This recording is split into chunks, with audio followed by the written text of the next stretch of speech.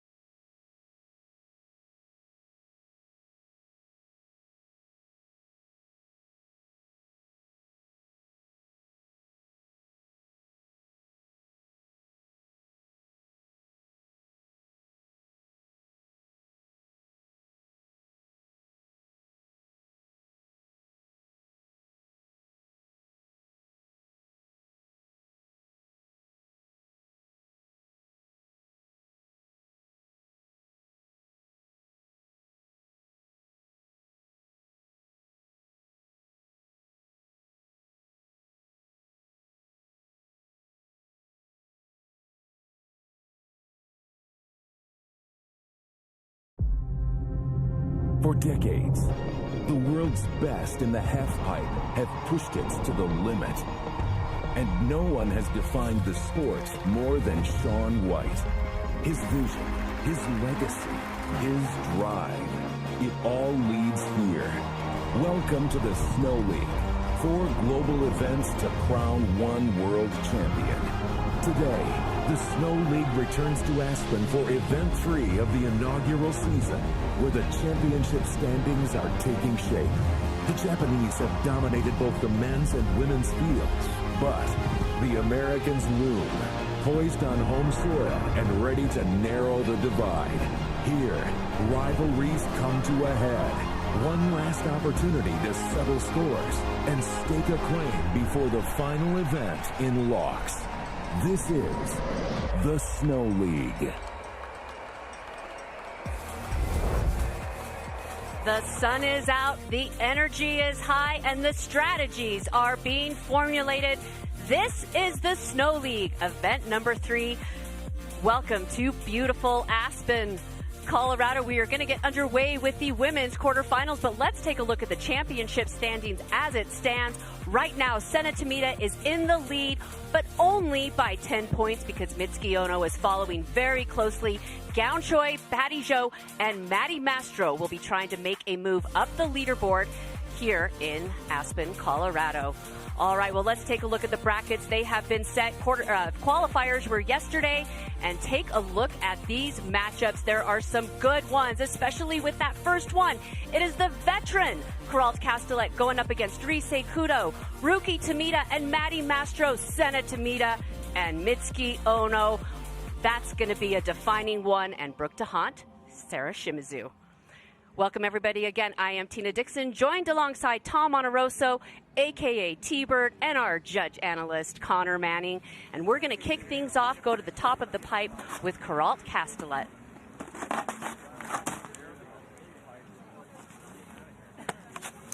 So 36 years old. Look at this matchup, though.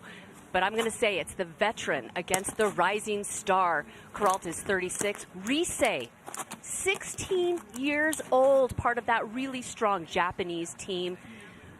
But this is Queralt's opportunity to make a statement. And a big thing to note here is the format from yesterday's qualifiers, totally different. It's now head-to-head. It's a strategy game. It's a mental game as much as it is a physical one. Yeah, and one new thing coming out of qualifiers as well, their riders are going to have to do runs from either side of the pipe. They're not going to be able to just do one run against them the whole time. They're going to be dropping from either side of the pipe, so we get ready for Q to drop in.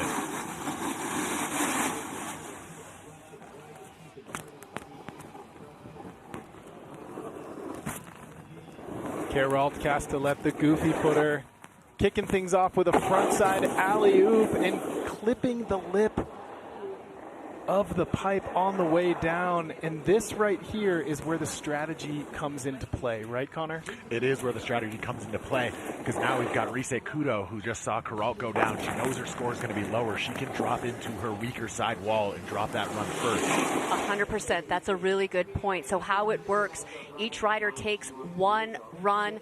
They wait, and then the scores are posted. Whoever wins that heat, they go back up, they do it again, so it's the best 2 out of 3, but this is a really big mistake for Queralt, especially out of the gate. Now the pressure is on for her to win those next 2 heats. Yeah, as you see Queralt take off, they're not able to lock into the grab, just floating a little bit over the deck and catching the deck as she comes back in. One thing, too, that these riders got to take into strategy is you can get as many points as possible. If you fall on that first hit, keep doing tricks as you get down through the pipe, because you never know what the rider behind you is going to do. Absolutely. And there's a championship on the line. Remember, only 2 more events left. We've already done 2. So these championship points are becoming more valuable than ever. Okay, Rise Kudo, 16 years old. At just 11 years old, she became the youngest member of the Japanese national team. So really coming on strong at a young age. 16 years old, dropping into her backside wall. Rise Kudo kicking off her first run with a backside 540 into the front side 540. So putting the first 2 hits down to her feet. Backside air, you see that height meter graphic. Keep an eye on that. It's something the judges are absolutely considering throughout the day. There's a switch frontside inverted 720. So a clean run from Rise Kudo, currently sitting in 7th place overall in the rankings. Yeah, you can see Rise there on her run, taking it mellow, kind of doing more of a practice run. She knew to win this first run battle, all she had to do was put it to her feet all the way down. Exactly. How much of that, Connor, do you think is her saying, okay, Queralt went down on her first run, I'm going to kind of take it easy and put a good score on the board? Yeah, definitely. That's full on what she was thinking. And as she drops in 2, this is going to be a marathon, not a sprint throughout the day. There could be upwards of 12 runs per athlete as they drop into the pipe. So conserving that energy for later rounds, definitely a good strategy there for Rise Kudo. So the athletes will be at the bottom of the half pipe. Scores will be posted soon, but it was clear Rise Kudo will take that first run battle and go back up, and the pressure will be on the 36-year-old from Spain.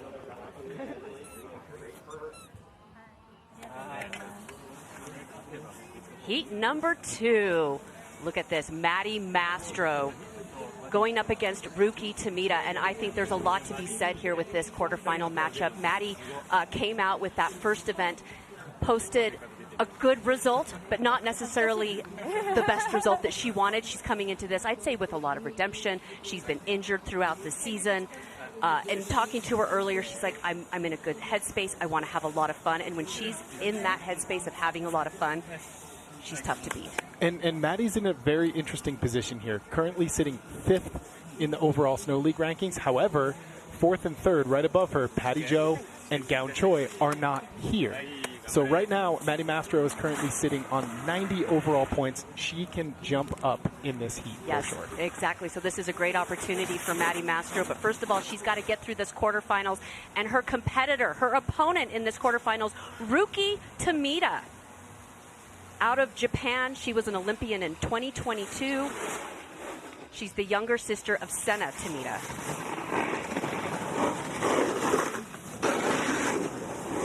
Taking a lot of speed into that first hit. Starting things off with a frontside 7 and going down, landing just a little bit flat.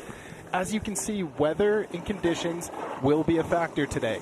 The right wall of the pipe, of the half pipe, is in the shade. The left is in the sun. That will change throughout the day, and the riders are going to have to compensate for those changing conditions. Yeah, that wall in the sun will slowly degrade, get a little bit softer and softer, and that really affects how the athletes take off that wall, how much pressure you put on, how much pop you have. So keep an eye on that throughout the competition. Let's see where it went wrong here. Looked Little like she under-rotated, possibly. popped a little bit too hard into the flat bottom, and that's just such a big impact. Those walls are 22 feet plus. You see she lands on the lower part of the wall and just not able to hold the compression through the transition. So Ruki Tomita will just wait at the bottom of the half pipe right now as we go back to the top and kick things off with Maddie Mastro. Patience, back foot, patience. Keep looking.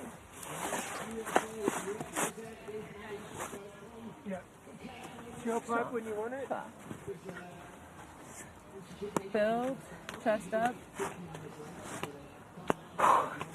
Good. Getting centered. I can do this. I trust myself. I can do this. Go all the way, have your fun. And I think this first hit is going to say a lot, T-Bird. What I'm very interested to see is Maddie Mastro going to do the double crippler on the first hit? Stomp. One hit at a time, one trick at a time. My tricks, my run.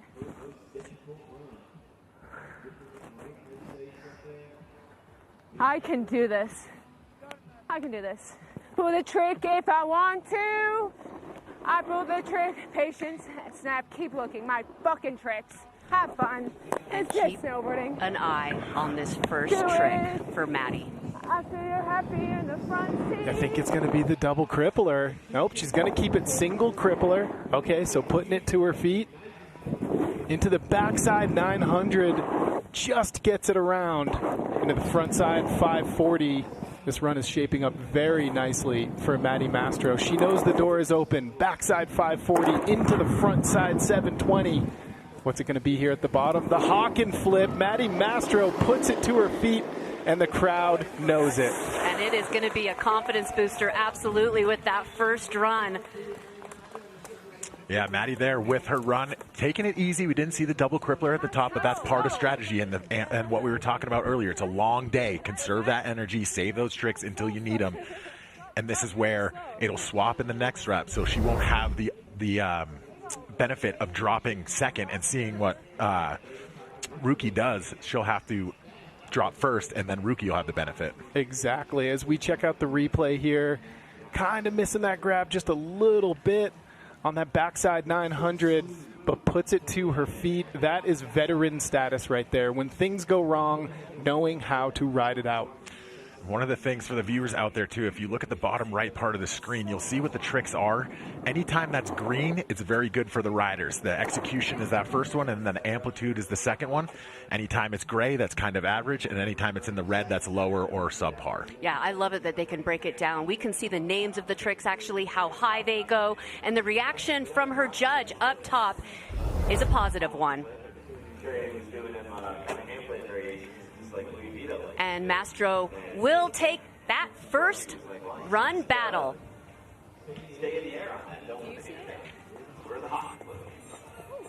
Oh, and this quarterfinal matchup. Could you ever predict who is going to win this matchup? Because these competitors right here, Senna Tomita is holding down the lead right now in the overall championship. But Mitsuki Ono has been phenomenal recently. She just won an Olympic bronze medal. She's coming into this with a lot of momentum. Two very talented competitors. 100%. And, you know, right now, the winner of this has the clear overall advantage heading into our fourth and final event in Locke, Switzerland. So much on the line. You see that yellow patch on Senna Tomita's vest right there that says leader. She is the overall Snow League rankings leader.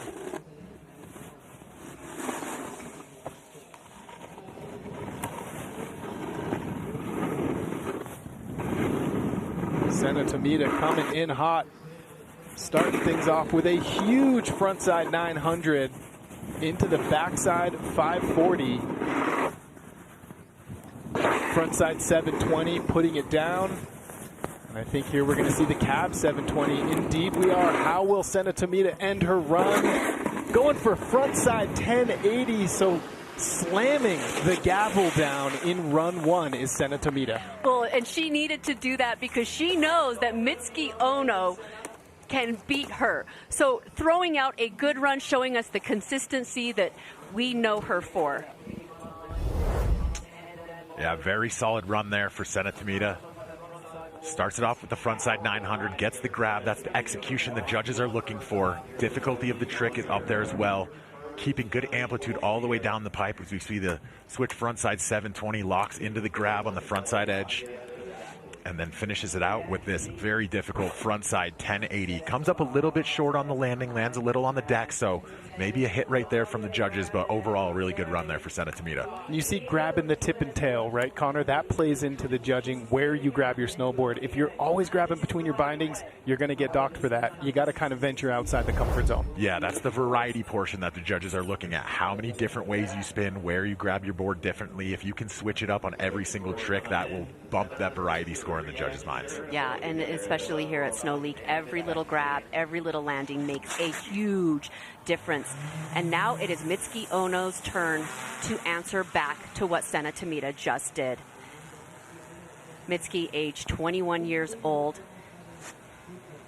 She took second place in China and again had a phenomenal performance just a little over a week ago in Livigno, Italy, walking away with that Olympic bronze medal. And the interesting thing about this new Snow League format also is right now, Mitsuki doesn't know what Senna's score is at. She has to kind of ballpark it in her head and adjust her run accordingly. So Mitsuki Ono coming into her backside wall, starting things off with a big backside air. Into the front side 900. Big backside 540. Will we see some of these bigger spins? Frontside 720 into the cab 900. Mitsuki Ono. So, Connor, a very different run, similar amplitude, but very different from what Senna Tomita put down. Yeah, with the switch to switch 900 at the bottom, still a very similar difficulty there. It's going to come down. We'll check out the replays for the execution of the tricks. Starting it off a little mellow with that indie grab at the start, so difficulty there. Frontside 900 tail grab though, like you were saying, 9 feet out, gets the tail grab all the way around. Backside 540s grabbed. Here's my question. Is that backside air going to haunt her? That might actually haunt her because we saw Senna Tomita spinning the entire way down. That ups the difficulty on the trick. Just a straight air in the judges' minds. It was executed well. It was done at good amplitude, but it wasn't a very difficult trick. So it's going to be a close one, but I think Senna might take this one. But also, do you think that is her weaker wall? That very well could be her weaker wall, and we may see something different on the second runs. Well, it's in the judges' hands for now, as both Senna Tomita and Mitsuki Ono look on, waiting for the judges' scores.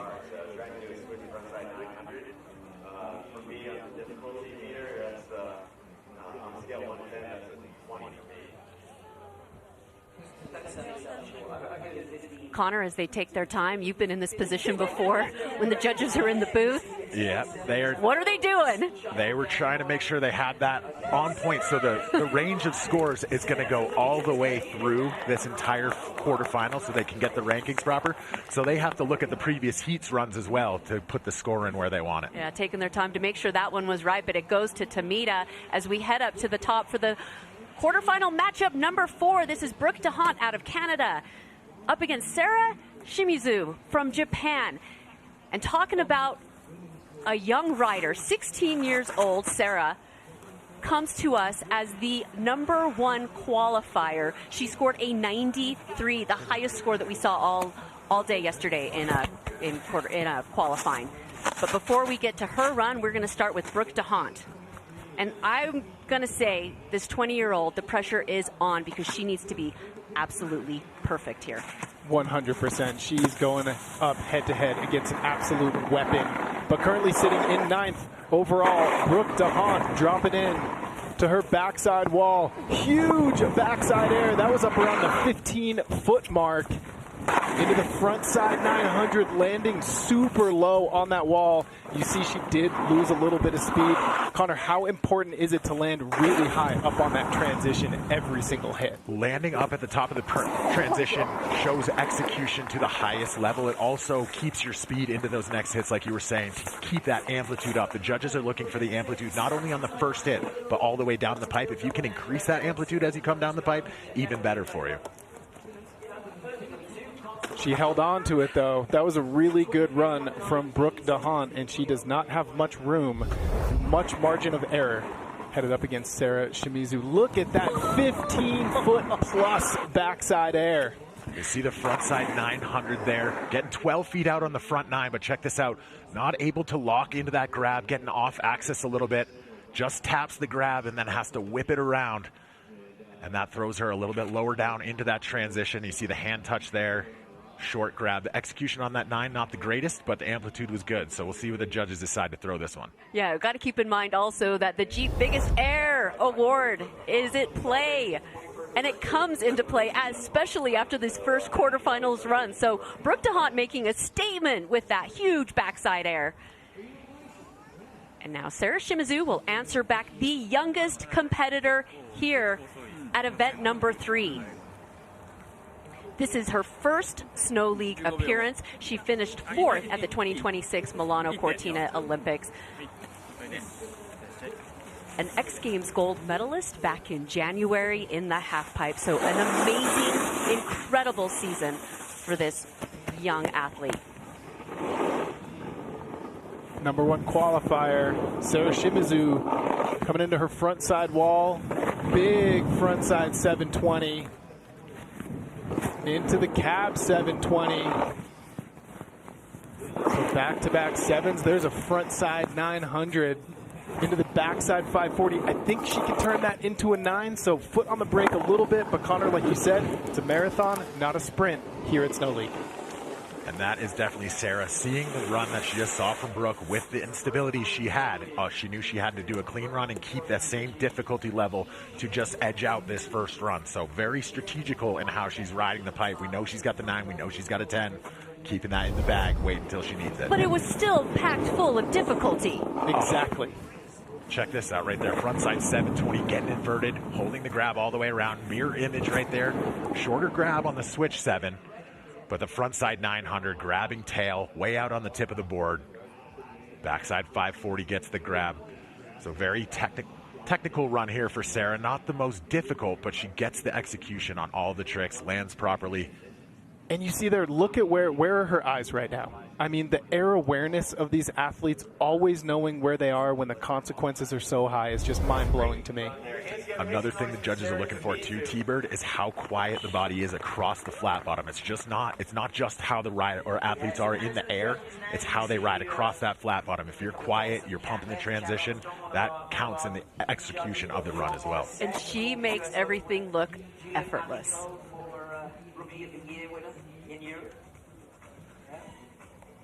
Again, her first Snow League appearance out here, and she will take that first battle with a 73.7. But look at Brooke DeHaan's score, a 65. So she's right up there. She's right there in the conversation.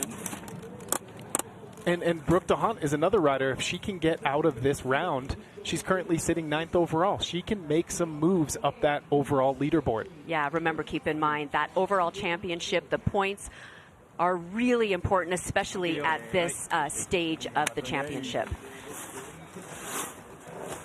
Rise Kudo, 16 years old, now takes to the pipe for her second run here in quarterfinal number 1. Coming to us from Sapporo, Japan, up there on Hokkaido. If you want to get some powder, you know where to go. Rise Kudo kicking things off. Frontside 900, that was huge. Into the backside 9, so back-to-back 9s to kick off her second run. Into the frontside 720, into the cab 720. This is an incredible run from Rise Kudo with an inverted frontside 5. I'm going to go ahead and venture to say that might be her stronger wall, starting things off on her frontside wall. I think you're correct on that one. A few instabilities in the run, but overall great run for Rise Kudo. She dropped the amplitude a little bit in the middle of the run, kind of under rotated on the backside 9. It'll be the second hit we see here. Solid frontside 9, gets that backside grab. This is one of the things the judges are looking at too. Can you land on that edge and continue across the flat bottom into the next hit, as we see her wind up for the backside 9 and just missing the grab there, under rotated. And that's where she loses speed. And look at how much more snow is flying on the sunny wall, right? That edge is digging into that snow that's softening up and getting a little bit slushier, and that will be a factor throughout the day. Oh, I love the style on that. Getting a tweak. And those tweaks and those style tricks are considered in the judges' score in execution. If you can do a trick and execute it perfectly, you can make it your own and put that style on it. And now the pressure is on for the 36-year-old Quarterfinals Castellet. She had a fall on that first hit. She absolutely needs to land this run if she wants to push it to 3. But talk about experience. 6-time Olympian. Unbelievable.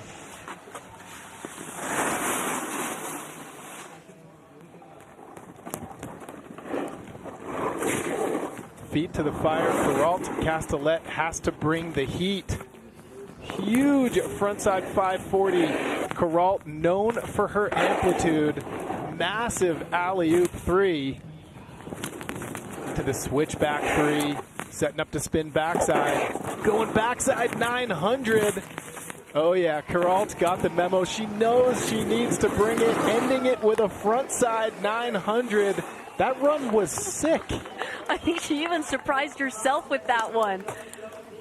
Connor, when I look at that run, and we will see the replay, the first word that comes to mind is technicality. The second is variety. Very technical and a bunch of variety in there as well. We see her do the frontside 540 to start things off, and this is where she starts to play with that variety, doing spins to switch backside spins, the alley-oop, spinning back up the pipe. It's so hard to spin back up the pipe, keep that speed into the next wall, looking for the landing. And it's so blind, those alley-oops. It's blind nearly the entire way. And that backside 360 there, another blind landing. She gets the backside 900. Lands it a little bit cleaner into the frontside 900. So those combo tricks right there for Peralt at the bottom of the pipe will score well with the judges. We might be going to 3 on this one. Yeah. We might be. Either way, no matter what the result is, I think it's going to take a minute for the score to come in. I think the judges have a lot to consider here. You are correct on that one. Well, she had just a little bit of everything, as you pointed out, Connor. Like everything. The alley-oops, the switch. Whoa. That right there is the youngest in the competition on the left and the oldest on the right. That is the definition of the vet and the rookie. What will be the result?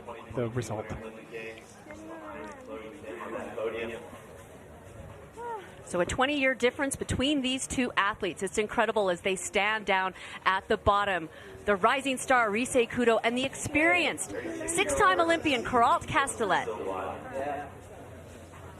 And this is the moment.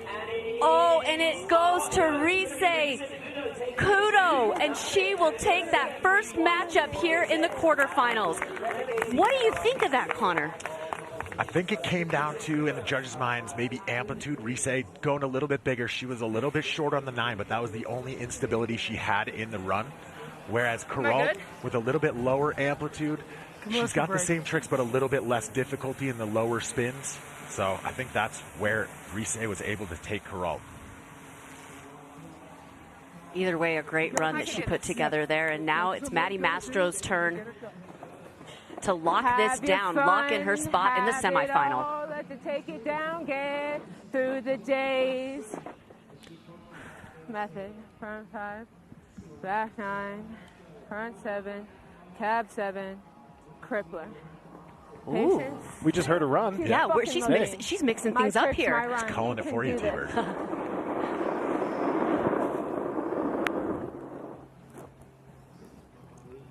One hit at a time, one trick at a time.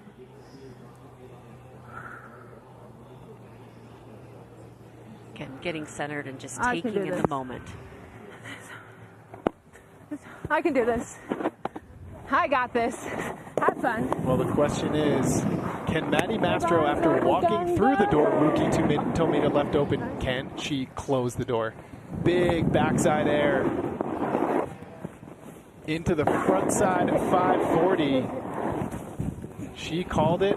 Can she land it? Backside 900 into the front side at 720. Will we see the cab 9?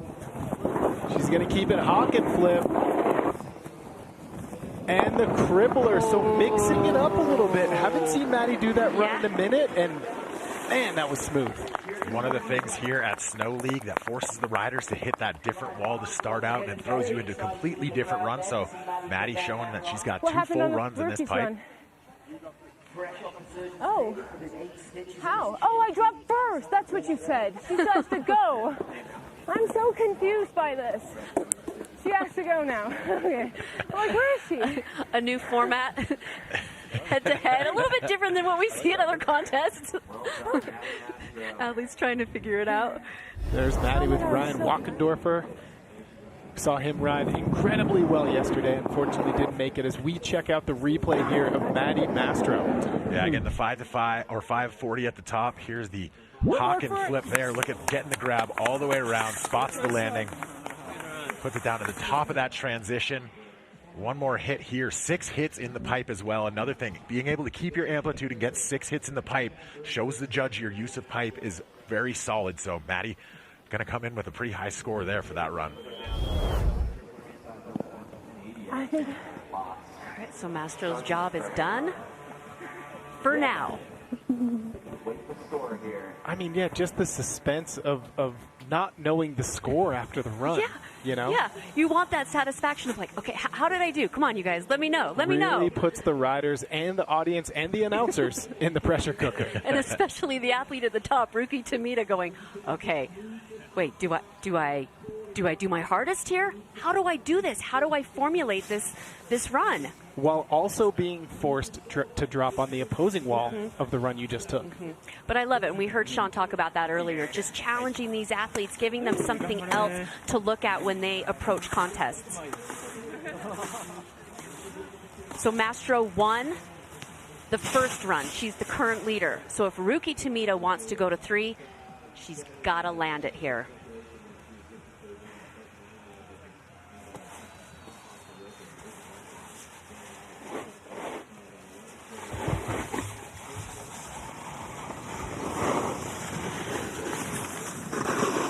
Ruki Tomita, run 2. Backside 900. Keeping it on her feet into the front side 720. Into the cab 7, so a 9 and back-to-back 7s. There's the front side 9. That was huge. And the big backside air. So definitely answering back to Maddie Mastro on run 2. That was well played. Well played by Ruki for sure with the 2 900s at the top and the bottom of her run, getting the difficulty up in the run. Take a look at this first backside. She had a little bit of an issue on the landing low, but she gets the grab and rides away. You can see here she lands on the heel side edge and then transfers over to the toe side edge. Those are the small little minutiae the judges are looking at this level of snowboarding. And when you're at this level of snowboarding, that's the margin of error. It's centimeters at a time from hit to hit.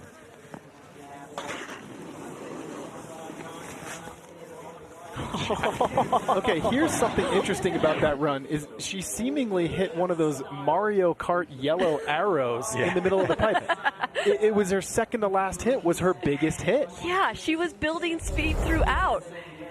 Rookie also able to get 6 hits in the pipe, so that kind of negates the fact that Maddie got 6 hits there. It'll be all down to the tricks and execution. It's interesting, the two competitors that both can get those 6 hits in. Maddie's pointing at Rookie, saying that she won that. She's like, yeah. But the judges are giving it to Mastro.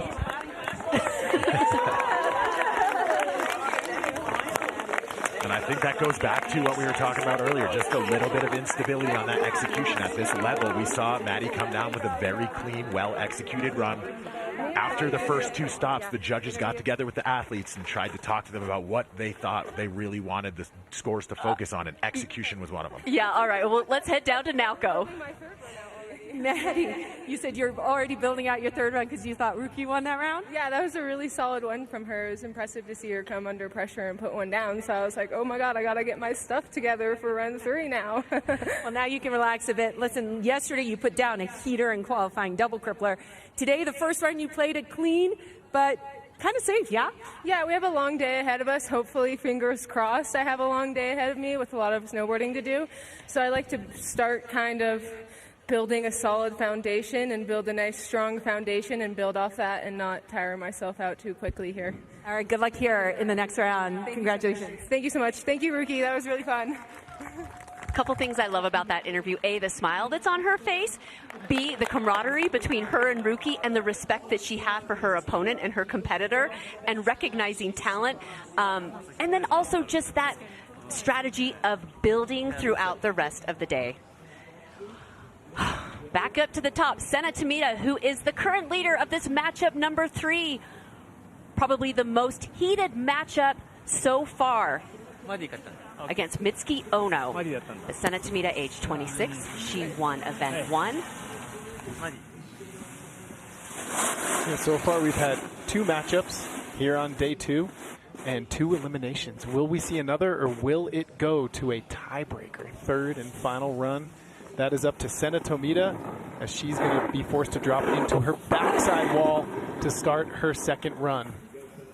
Big backside air from Senna Tomita. Frontside 10, and she goes down, and she knows it. Hands on the head. She just opened the door for Mitsuki Ono. 100%.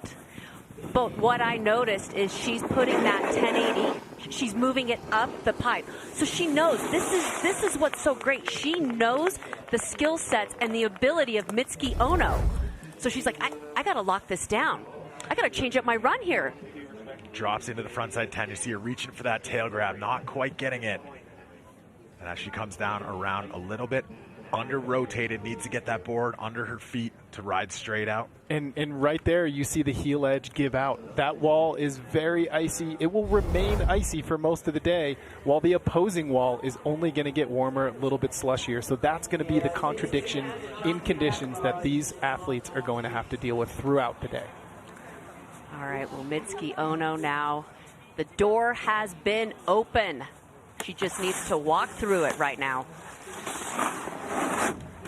Again, Tomita's the current leader, but with that fall, Mitsuki Ono needs to drop in, just keep it together. And this is the advantage of dropping second if you have a lower score in the first run, is you get to see exactly what your competitor has done.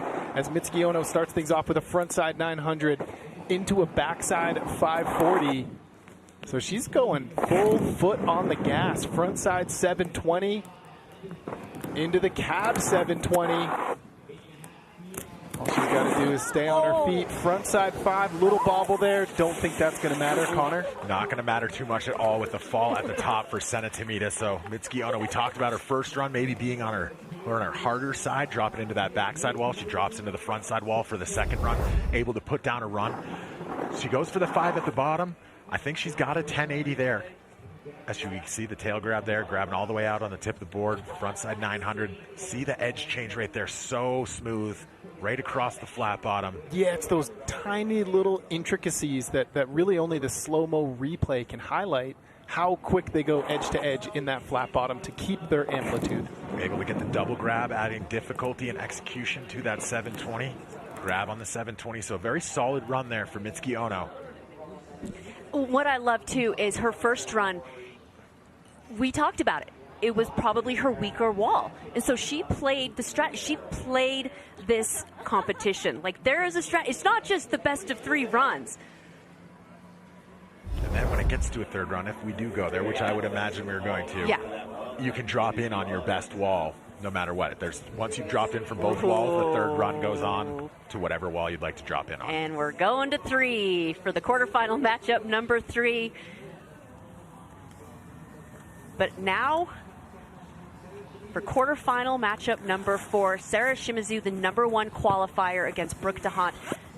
Sarah will drop in first and set the tone here. But the points, what I noticed, I thought Sarah Shimizu's points would be higher. I thought the gap would be bigger, and it's not.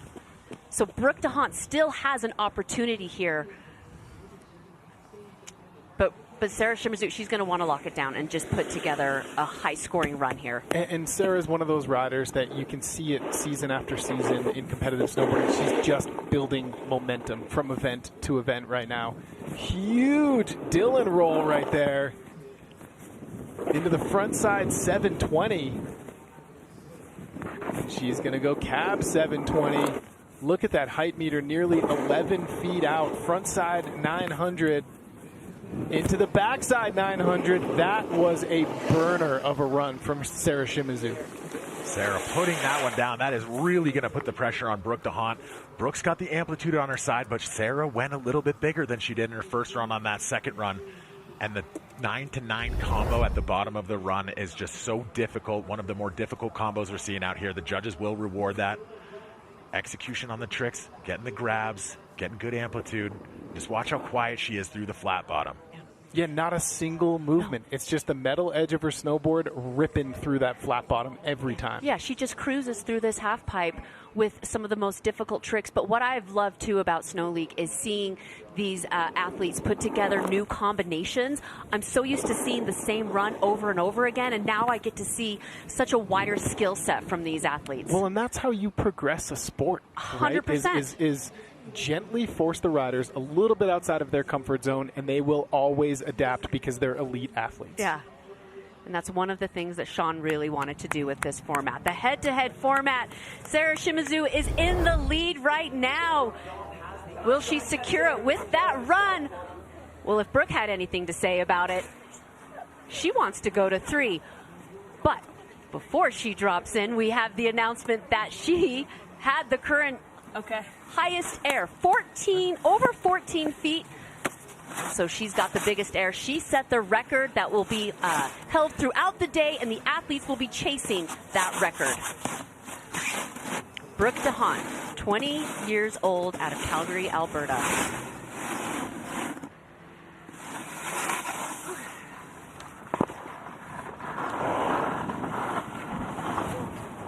Brooke DeHaan starting off her second run. What does she have in store? Huge frontside 900. The compression on that from landing a little low on the wall into the backside 5. But she holds it together. Frontside 720. Into the Hawken flip. That was such an interesting access of spin, the way she initiated that. That was really sick. Yeah, one of the most unique tricks you'll see out here in the women's pipe competition from Brooke DeHaan there. I think that was a little bit low on the execution score there with Brooke on frontside 9 on the first hit, landing low again, able to hold on, but with Sarah being so clean. Take a look at this right here. I mean, the amplitude was there, though. All the ingredients were there. It's just going to come down to the finite details. She just has a hard time getting to the grab. She gets it for a short while, has to whip around, and just look how low she lands, able to squat it out. Backside 540 gets the grab. Good execution on that one, but just watch as she comes through the flat bottom after this. You see Sarah come through on her edge. Brooke kind of throws a little check right there into that next hit. It's the smallest thing, but it really counts on the execution. There's that inverted 720, almost diving into the pipe wall. Yeah, that was one of my favorite tricks I've seen thus far. Air to fakie, getting the melon. So a good full pull there for Brooke, but I don't think with the difficulty and the execution there that she's going to be able to take over Sarah Shimizu for a third run. Yeah, well, either way, Brooke DeHaan has set the record for the Jeep biggest air, 14 feet 6 inches. That's the score, or that's the height that the athletes will be going for. But it is Sarah Shimizu with a huge score, 87.7, and she still has more in the tank. So she will take that fourth quarterfinal matchup. And let's head down to Nauko.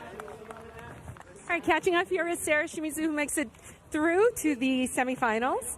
I guess, first of all, in English, how did you feel about your run today? 今日はどういうお気持ちでランを構成しましたか？そうですね。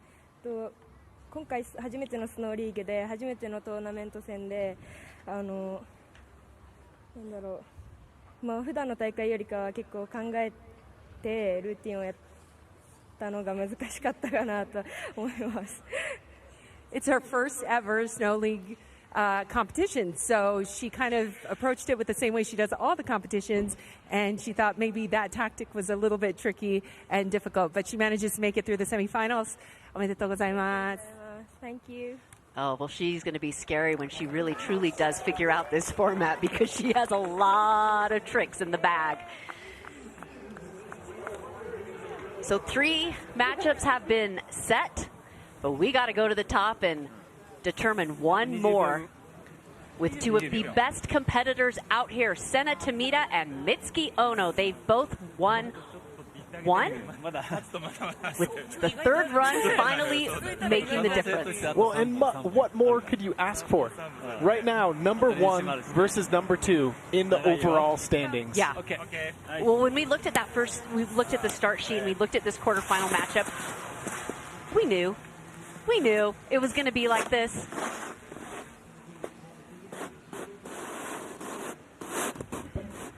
So Sena Tomita will drop first.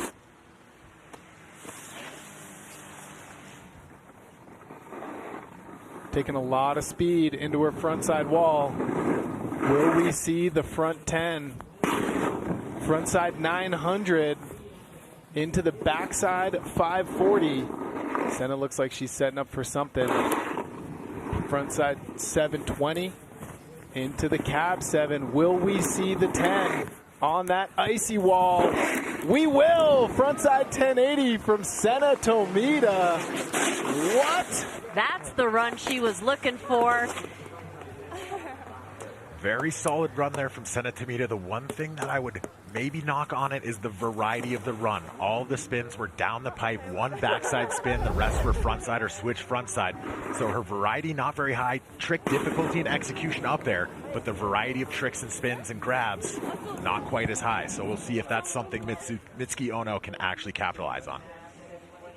And that's where the advantage comes into play here in Snow League. Mitsuki Ono knows exactly what she needs to do to eliminate Sena Tomita. This is going to be so good.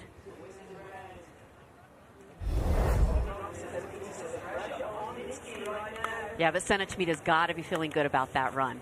As she looks on again, no more score. No, the scores will not be posted until Mitsuki Ono completes her third and final run. Who will move on to the semifinals?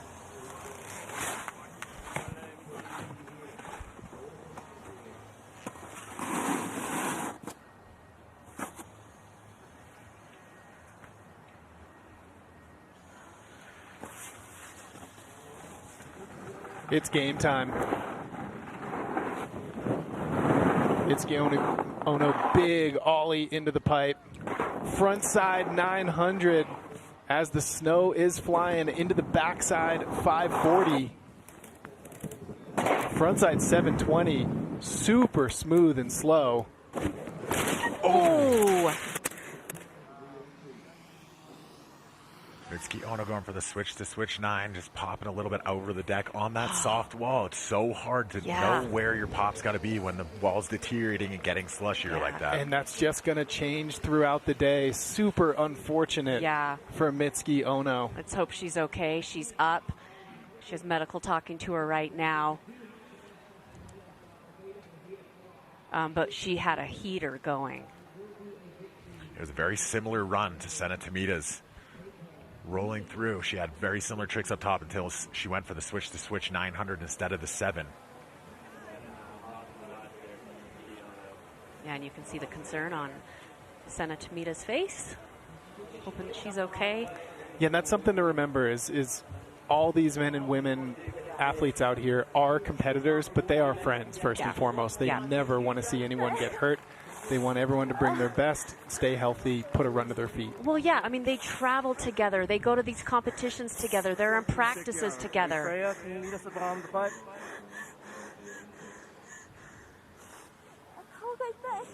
Oh, so really good sportsmanship there from Sena Tomita.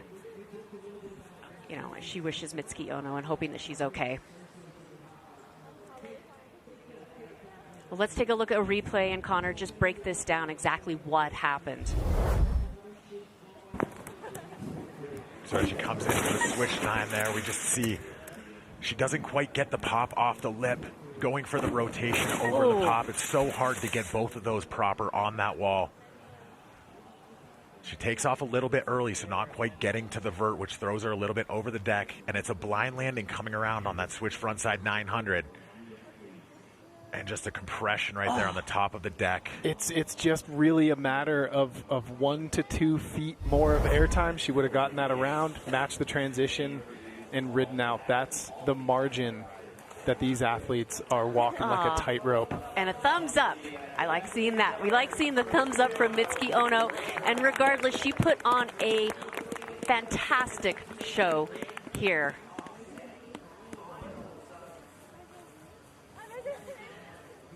So the brackets have been set. Quarterfinals are in the books. And we saw some fantastic matchups, but this is what we are going to see in the semifinals. Rise Kudo will go up against American Maddie Mastro. And in that matchup number 2, Sena Tomita will go against the number 1 qualifier, 16-year-old Sarah Shimizu.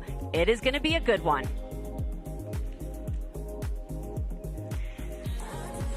We saw some high air.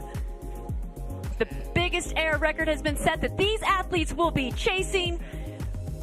But stick around. We got more Snow League coming up soon.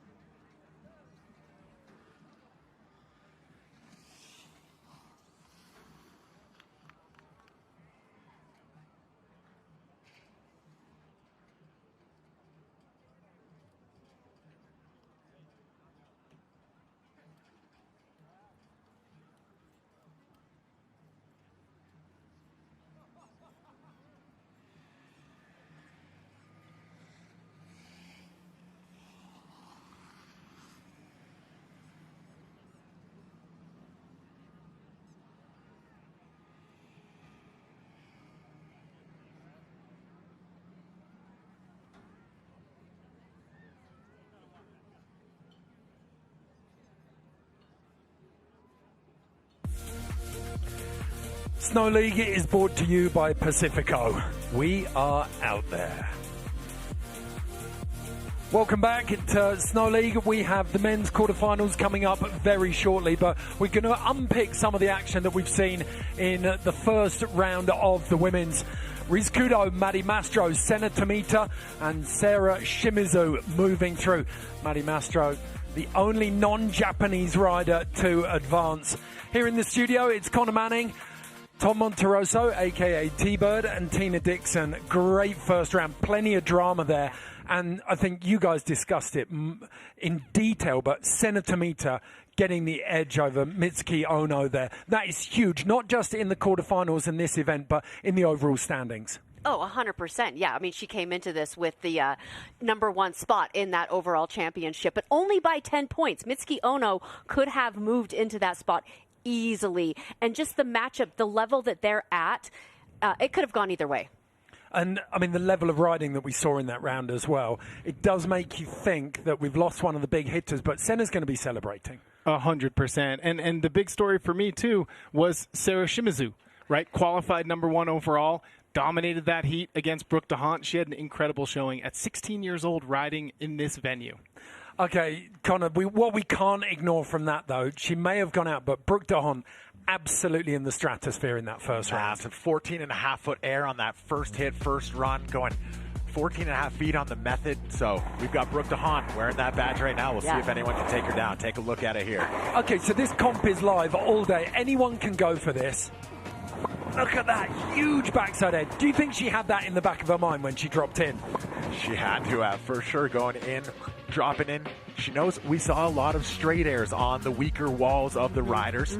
So drop it in, do it as big as you can. It makes it more difficult, and you have the chance at going for the Jeep badge. Well, yeah, and it just sets the tone, too, for the rest of the run, and it's such a snowboarder's trick to be able to drop in on that backside wall and just go massive with a method. And she's like, hey, I want a part of this. Okay, out of everything else that you saw out there, who could challenge her for it in semifinals and finals? I think Sarah Shimizu could be one of the athletes out there that could contest that, and she's doing some big runs down there. We'll just see if that amplitude goes up and up during the day. I think that's what we're seeing from those two young Japanese 16-year-olds. They may have a slightly lower level of technicality, but it's like the coaches have said to them, look, the hardest thing that you have here is amplitude, and that's what they're gunning for. Well, and don't count out Maddie Mastro, especially on that left wall. Maddie grew up riding the Mammoth Pipe. That thing's always slushy, and she finds speed in slushy conditions. She could also compete for that. Yeah, that's a really good point. That is the most fantastic segue I could have asked for as well, because we've got a short feature coming up now, and it looks into that sacred relationship between the athlete and the coach. You cannot overestimate just how important the trust between these two are. So earlier on in the week, we caught up with Maddie Mastro and her coach, Ben Wisner, and they led us behind the scenes to see how they'll prep for an event like Aspen Snow League. Oh, God. That and the walk up here through the slush is the hardest part of the day. First practice, you're just getting used to the pipe. You just try to feel the transition, see how wide it is. No one's really ridden the pipe since the games, you know, so that's a couple of weeks, and this is a different pipe with different snow conditions, different shape. That looked good. I've known her for a long time since she was, a wee little girl. I think I've been at Mammoth 18 years now. I think she joined the team, I think she was maybe 8.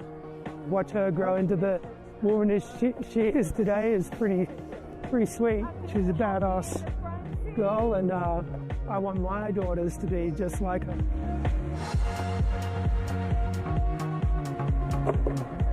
Do you have a water bottle or anything? Huh? Do you have a water bottle or anything? I don't have water. I have apple juice. All right. You gotta hydrate, get the sugars, candy. She loves a bit of candy. Done making sure you're hydrated. You got some apple juice? I love my apple juice. I like my Red Bull, but I like my apple juice. I think an important part for me for snowboarding is having fun with it. When I'm having fun, my best snowboarding happens. In general, if you're not having a good time doing something, you're not going to have a good product by any means. Do you want some juice? I'm good. It's me, not the... Oh, I want apple juice, yeah. Carbs are good, bro. Yeah, I'm going to invoice that sometime. Carbs and candy. I dare you to snake run. Sometimes we talk a lot and there's a lot of feedback, and other times we're just going to flow, and there's not a whole lot of talking and a whole lot of coaching. We just know how to work together, and that's the kind of the beauty of working with a coach that you've known for so long and has learned the way that you operate. Like, it can't always be perfect, right? No. Yeah, we're not looking for that. We're just looking for stable. Speed is your friend. Let it run. You got it, doggy. I can do this. Go stomp. Eyes open. You can stomp it. You got to build the right team. So having a snowboard coach that they wear a lot of hats. They've got to play a lot of different parts, make sure they're not saying the wrong thing, and then it like gets in your brain. You're like, what the heck? Finding that right coach that works for you is really important. Get it. There you go. What do you think? I think you got it. Like, to be honest, I'm never nervous when you do this trick at all. What a brilliant piece. You couldn't have picked a better rider to do that feature on. She's one of the most cerebral riders out there, and how she preps for those runs, as we saw in those women's quarterfinals, is so unique. She was actually verbally coaching herself through the start of that run. So seeing Ben Wisner there and how he preps Maddie, very, very interesting. The women are going to be back in action for the semi-finals and finals very shortly. But first up, it is the men's quarterfinals. And before we get into that action, we have to take a look back at the action from men's qualifiers yesterday, where we saw a monumental achievement. This man was in the pipe and making waves. We had to clear Aspen airspace. It was Kaishu Hirano, almost over the height meters. We're going to chuck it down now to the side of the pipe, where Naoko is with the one and only Kaishu Hirano. Hey, listen, Jeep biggest air badge. This award's debuting in the final today, but we cannot ignore what happened yesterday here at Buttermilk. A very special moment.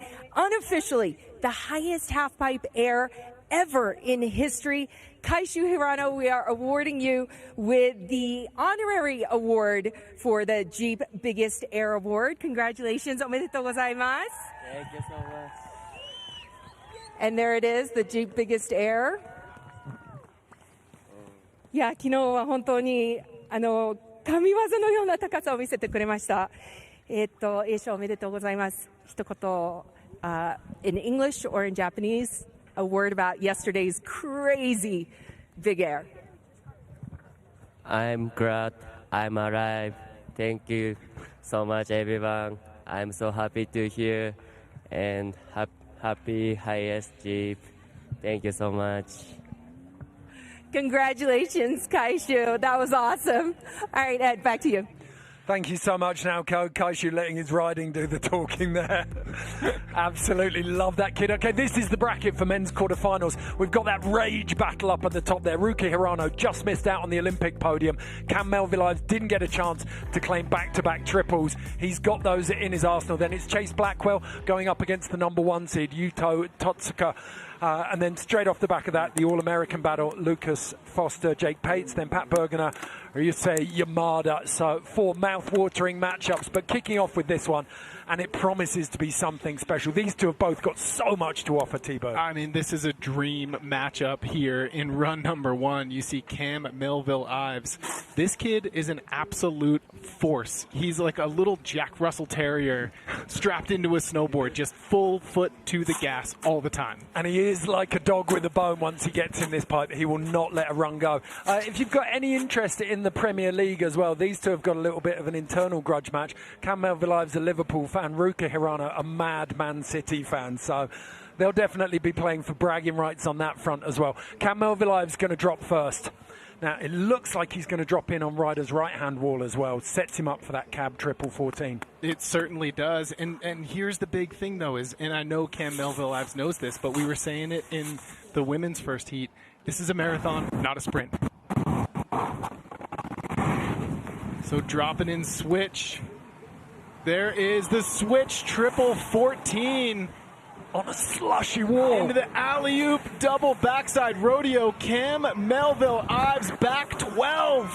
come on, Cam.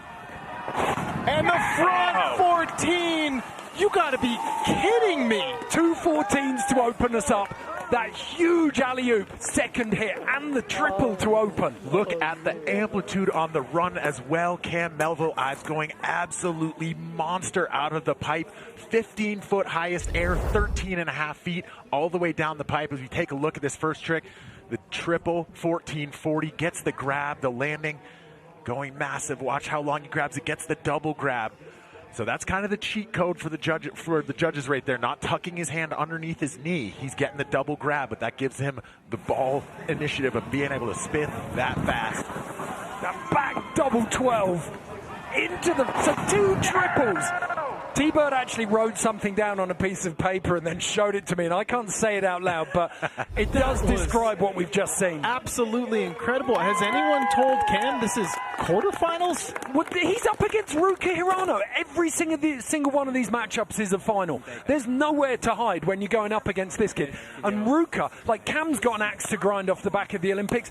Ruka's is even more. This kid he was inconsolable at being left off the podium a week ago in Italy. He wants revenge here, and he is going to come out swinging. Okay, number 3 seed, Ruka Hirano. He's just seen Cam Melville lay down the biggest marker to open up men's quarterfinals here at Buttermilk Mountain for Snow League. Coming in switch. Switch backside double 10. Into the backside 1260. Frontside 1440. And there's the cab triple cork 14, and he knows he needed to put that one down. I will say, just judging off what I saw, I think Cam even had it on the amplitude there. Cam did have him on the amplitude. Both had very similar execution, riding across the pipe, so smooth, so flat. This one, first trick here, the switch double 10. Backside, look, he gets the grab, tweaks it out, tucks the knee. I don't know. I know we shouldn't judge it on what you can do. It is on what you do. But the judges know he's got a switch back 14 to open there. Cam left nothing on the table. Ruka's held back slightly here. And it's his strong wall. Yeah, and that's one of the things you're looking at, too, the risk at the top of that pipe. Cam going with the triple, as we see the triple here, taking that same strategy, getting the double grab. But combo is a category. It's a criteria for the judges here. Those back-to-back 14s are huge for him. They could have worked really hard. Back-to-back 14s could have worked really well for him. The thing that Cam has over him is he goes a backside 1260 double into the frontside triple 14, so a backside spin to a frontside spin. He's got the combo, but also the variety there. He's not off his toes down the pipe. So 90 for Cam Melville, 40.7 for Ruka Hirano.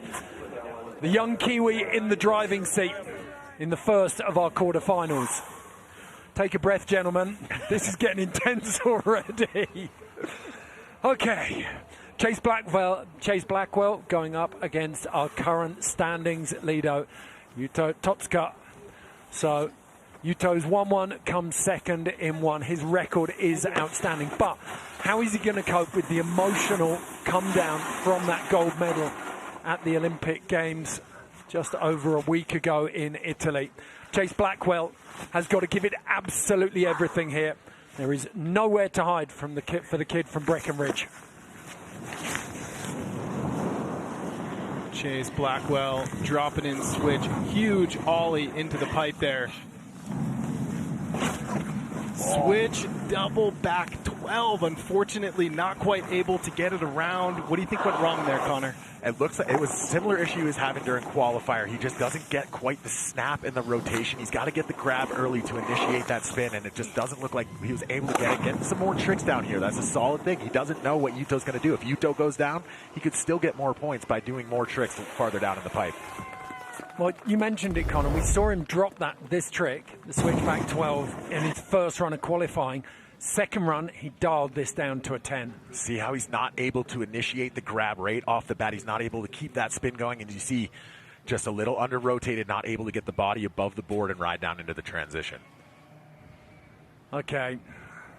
I mean, right now, Chase Blackwell looks like a wounded gazelle on the savannah, doesn't he? And Yuto Totsuka is one of the big five coming to get him. Yeah, absolutely. And right now, I think after that first heat there between Cam Melville, Ives, and Ruka Hirano, I kind of think Yuto was like, okay, it's time to go. He might be able to kind of hit the brake a little bit, cruise through this run, put one to his feet, win this run, and then move on to the next. And this is where that strategy plays in. Is he going to drop in on his weaker wall, knowing that he's got the second run on his stronger side? We will find out here. Yuto Totsuka dropping in switch. And he's going cab, double cork 1080. Into the front side double cork 1080. Believe it or not, yes, this is taking it a little easy for Yuto Totsuka. Switch, alley-oop, backside rodeo. Into the switch, backside 1080. And the back nine to finish. There you go. That was almost, with all due respect to Chase Blackwell, that was another practice run for Absolutely, Yuto. 100%. Yeah, Yuto Totsuka, he's a veteran at this point. The current king, he knows what he's doing. He knows what needs to be done, and he's just going to try to move on to that second run. It's the benefit of dropping second as well. He saw Chase fall, and now Yuto gets a chance to check out and see what that sunny wall is like, how slushy it is. When he goes for the bigger tricks, how much pop does he need? Very consistent run, but like we were saying, taking it easy, using the strategy. It's a long day. He wants to stay fresh all the way through. Yeah, if every matchup goes the distance, it could be 11 runs. So, like, that is so much more pipe riding than anyone does normally. Very, very clever from Yuto Totsuka. Just cruising through this one, getting the first matchup under his belt. So, we don't need the scores here to tell us that Yuto will be in the lead. Chase bowing down to him. 16.7, plays 70.5. Yuto getting an easy ride there. Hopefully Chase can push him a little harder on that second run. Okay, now back up to the top, and it's our only two goofy footers, and they're going head to head. I love that they've been sorted out like this. Complete accident, but All-American battle. Jake Pates having an incredible, I would call it a honeymoon season, but after a four, it's kind of like a second marriage, isn't it? I mean, it's one of the coolest stories in snowboarding currently. He stepped away at 22 years old, took a couple years off, dealt with a couple things, and now he's back. And quite frankly, I think Jake Pates is riding free right now. He's in a really good headspace. He's kind of playing with house money, and that makes him so dangerous.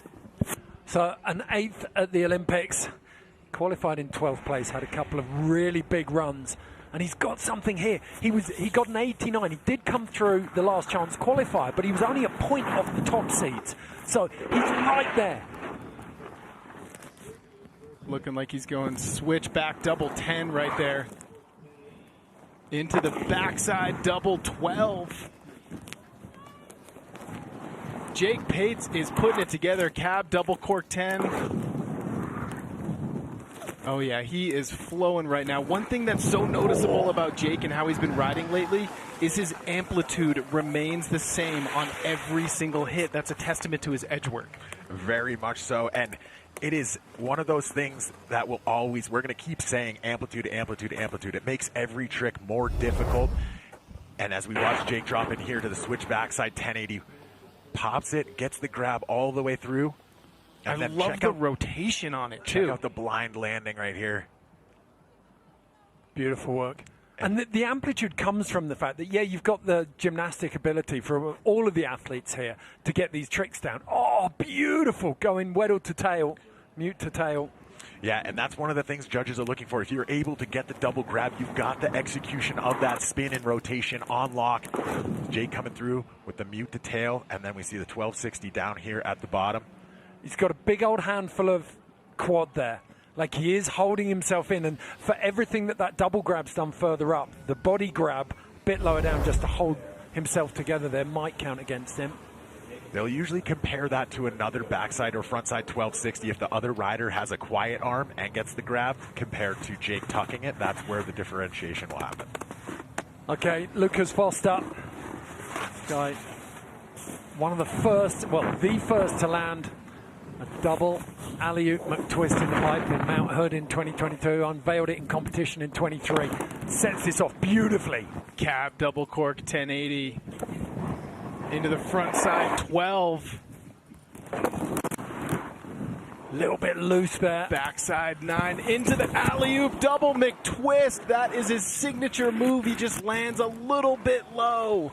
How hard does that work with the judges, Connor, when you've got something that no one else has got like that? That really adds to the progression and variety of it. So it's such a difficult trick that he is the only one to be able to do it. Alley-oop McTwist, we've seen a couple alley-oop rodeos, but when you're doing a trick, that's what sticks out in the judge's mind. And if you're able to land it, we see here, double McTwist going up the pipe. He just pops a little too hard, and that's the hardest part about that trick, getting it to the transition. And the consequence is right here, going completely blind 15 feet out of a half pipe and just kind of hoping you're in the right spot. Unfortunately, Lucas Foster landed just a little too low. It's that second cork as you're coming back into the transition. You look at that, Jake Pate celebrating it as well. Dude, that was big. You sent that like 15 plus. Trying, bro. That's savage. Love to see a bit of camaraderie down there between Pates and Foster. 71.5, no surprises. Jake Pates takes the first matchup. The pressure is on Lucas Foster for the second round as we go back to the top for the fourth and final of our quarters. Pat Bergener, the Swiss, who took his mother's nationality ahead of the Olympics. He's now Brazilian, going up against one of the most exciting young talents in halfpipe snowboarding right now, Ryusei Yamada. So Pat Bergener going to drop first. He came through in fourth position in the last chance qualifier. So the odds are stacked in Ryusei's favour at the moment, but Pat Bergener, one of the most experienced men in the field, he will box clever. Yeah, Pat Bergener definitely has his work cut out for him. He's got to go big, and he's got to mix up those grabs. Switch backside double cork 1080 into the double Michael Chuck. Keeping really good speed, going big. Frontside double cork 10 into the cab double 10. Pat Bergener putting together a run. There's the frontside 12. He knows it. Wow. Pat Bergener on a roll with that one. As you see, he adds the variety into the run. As you see at the top, the switch backside spin, lands forward into the double Michael Chuck. It's an axis that we're not seeing out of too many riders. Chase Josie, another rider that was doing it in qualifiers, not here, but it's a hard axis going backside rodeo off that heel side wall. And how much do the judges appreciate kind of seeing some new tricks, right? Mixing it up a little bit and adding more variety to your run from what the other athletes are doing. Yeah, switching it up and doing those different axes are one of the things that the judges are looking for that adds to your variety, not only spinning in different directions, but changing the axis and the way you spin. Critically as well, you mentioned it earlier, Connor, like riding quietly through the pipe, that he was so settled on his board. The edges were coming in early. He was driving through the pipe. Really, really beautiful riding. One of the most, we said it, one of the most experienced riders in the field. Pioneered switch backside in the pipe, or big switch backside spins. Guillaume Morissette, probably one of the first guys to actually dust it off. But back up at the top, the turn of this kid. First of all, he fought his way onto that incredibly competitive Japanese Olympic pipe team. But then he delivered against the seeding a bronze medal. And he comes in here on a wave of success. Whether he can hold those emotions down and go back to business as usual, we're about to find out. Ryusei Yamada coming in switch. Will it be the cab triple? It will be the cab double 10. Into the front side 1260. Huge McTwist 15 feet out. Into the front side 14. And the switch alley-oop double backside rodeo. Ryusei Yamada is a firecracker. Well, to start with, like, screenshot that McTwist and hang that in the Louvre. That was absolutely beautiful. A la Danny Davis or Terry Hawkinson on that McTwist. Almost 14 feet out of the pipe, but that is one of the most difficult runs we have seen so far. Cam Melville Ives a little bit more with the two triples, but just the way that these tricks are done, the 14s, the grabs, the tweaks. Ryusei Yamada putting down just an amazing run. There's that McTwist. And to be able to throw something so stylish, not very difficult as far as rotation, but the amplitude he does that makes that trick very difficult.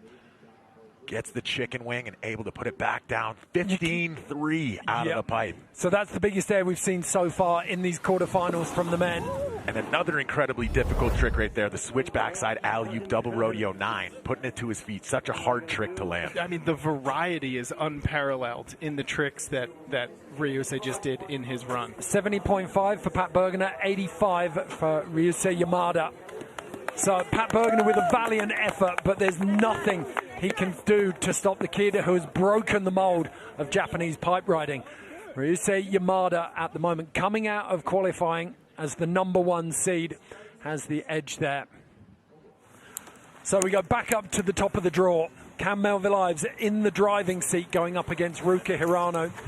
Cast your mind back to the start of this show. If you missed it, then I'll fill you in. Shaun White picked Cam Melville-Ives as his guy for the day. So Gren Diesel had got Jake Pates, but I think Cam Melville-Ives, he's got that power. The kid out of Wanaka, he can ride absolutely anything. Put him in slopestyle, big air, bank slalom, he will excel. But pipe is his chosen discipline. Ed, you know Cam quite well. Does he have a favored wall to drop in on, front side or backside? No. No, this kid is ambi-stanced and ambi-walled.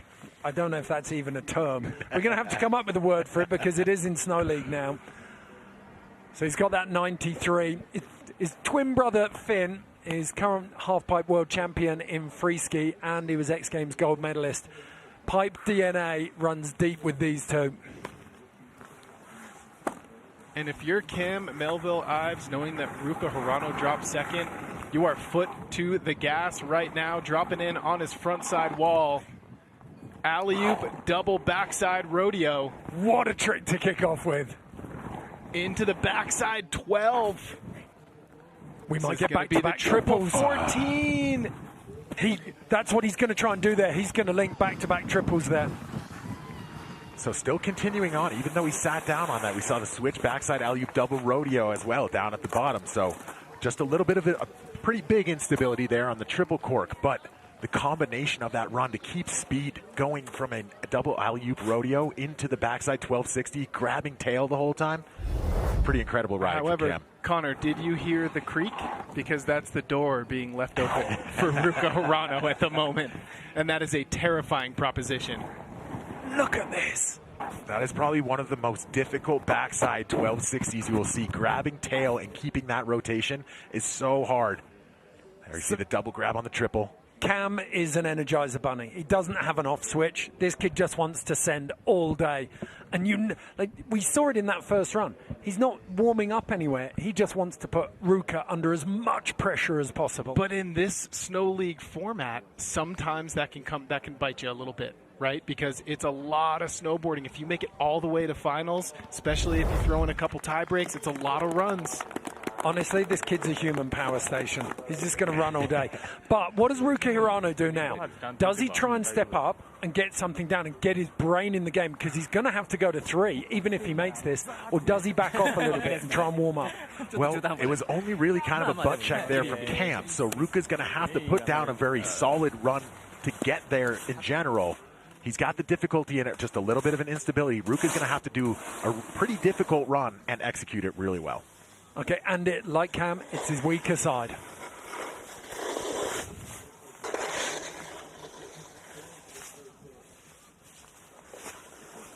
Backside 900 into the front side 14. Back 9 to front 14 into the cab double 1080. Double 12. Oh, was he going for it? I think he was going. He was caught 2 minds. I thought it was a 12, but certainly the body position as he came in looked 14. I need to see the replay on it because I thought he was going to keep it at 12. He went 14, and now it gets interesting. This is going to take a while for the judges to dissect this run for sure because both of them have 4 very solid tricks, but both of them fell on 14s. Small, slight butt checks, but both of them having pretty heavy instabilities on those 14s. I think he was just going 12 and unfortunately kind of clipped the deck of the pipe. Tiny over-rotation. This might be where Cam's backside 1260 with that tail grab could be the thing that pushes him up. Ruka went so light on the first hit. A back 9 first hit. To me, that, There it is, 56 for Cam Melville-Ives. He does it in 2, and that saves him a tie-break third round. And that could be critical in once we get to those final rounds. Whew. Okay, another heated battle up there. Shaun White's pick goes through to the semi-finals. These are the overall championship standings at the moment. Yuto Totsuka on 185, 3 points ahead of Ayumu Hirano. Qualifying positions separating those two because they both have a win. Oh, Ayumu has a third there as well. But with Ayumu out in qualifying here, Yuto has a chance to really make some hay. Now it is the turn of Yuto to drop first. Not the luxury of going second behind Chase Blackwell, but he needs to set a marker here. That's the thing. He's currently sitting on a first run score of 70.5. He put down a pretty mellow run because he saw Chase Blackwell fall. Now that he's dropping first, you got to go. It's showtime. Yeah, we're about to see the decisive blow, you think. Warms up. Look like a wrestler on the ropes there. First hit always sets the tone for Yuto. Frontside 1440 into the switch alley-oop backside rodeo. Glorious. And there's the switch double backside 1080 into the backside 900. What will the final hit be? The frontside 12. So a few tricks in there that were a little lighter than what we're used to seeing from Yuto Totsuka, but all of those mellower tricks, the switch backside alley-oop rodeo, a thing of beauty, going absolutely sky high, getting that switch nose grab. Here's a look at the 14.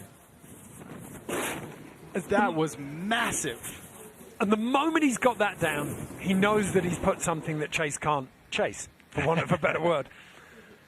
But as you said, Connor, the execution is perfect everywhere else. Everywhere else, you see him grab the grabs all the way through, lands high in the transition, straight to his other edge. Comes down a little bit low here on the frontside 12, but locks in the grab. And I say the execution's perfect. Big old hand. Oh, no, I thought it was handful of toe there. I would have to imagine, right, if you're Chase Blackwell right now, you're just kind of doing mental math. Yuto's first run, 70.5. You're assuming it's going to be higher than that. So just kind of napkin math in your head. You're like, I need to get mid-80s to have a chance. And this gives Chase a chance to kind of get that switch backside 12 he's been having issues with out of his head. Jumps to the other wall and see if he can put down a run here. Well, the back 10 gave him an 80.75 in the last chance qualifier yesterday. So that's what he's aiming for. That was one of his better runs out of yesterday. Pressure is on for the kid from Breckenridge.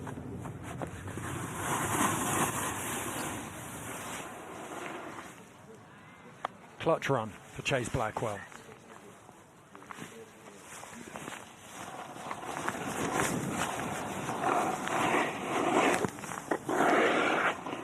Go big or go home for Chase Blackwell. Backside 720. Into the switch, double backside 1080. He puts it down into the backside 900. Chase Blackwell is linking it together. Frontside double cork 1080 into the cab double 10. So a solid run from Chase Blackwell. This is one of those classic situations where all of it is going to come down to judges and really, really picking this apart, Connor. Yeah, very similar amplitude, 14.4 highest, 12'10" on average. The one spot, execution, both riders, very perfect, being able to ride through everything. The biggest thing is going to be the difficulty of tricks. This 720 here, grabbed, well executed. It's a blind landing, which makes it a little bit more difficult, but does that compare to a 1440? Not really. It's half. It's literally half the spin. Yeah. And no matter, and it's beautiful. Everyone loves it. It's one of the hardest tricks in the pipe, coming in, switch on a backside spin. But versus that huge 14 from Yuto, it's going to be a hard sell. And I always think of a pipe run like a song. You kind of want your stand up for the key change to be your last hit, where you get everyone roused. And both of them actually, swipes at the grab there earlier. So a little bit of execution lower for Chase Blackwell. So I don't think this one's going to be enough to bump him above Yuto. Yeah, Yuto finishing with that front 12. Chase with the back-to-back 10s. I don't think it's going to be a yawning gap. So good. Olympic champ. There we go. 70.5 versus 83.5. It's 2 for 2 for Yuto Totsuka. Nice work. Good riding. We have to say, as valiantly as Chase Blackwell fought in that head-to-head, it was cruise control for Yuto Totsuka. Very, very strategic win for him there. Now we come back to this all-American battle. Jake Pates versus Lucas Foster. Two goofy footers. Jake Pates, 27 years old, out of Boulder, Colorado.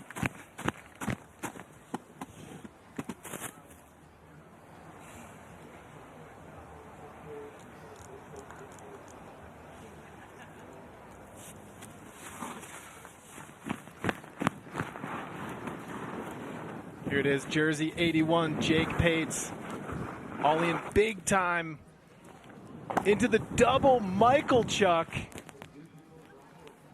And a big old front side double 1080 into the cab double cork 1080. Jake Pates keeping his speed. Front side 12 into the backside double 12. Jake Pates leaving his mark. That was an insane run. Such a good run there from Jake Pates. I don't think he's missed a run. I think he's had full pulls all the way through qualifiers, last chance qualifiers, and on these first 2 hits in the quarterfinals. So Jake Pates is feeling it right now.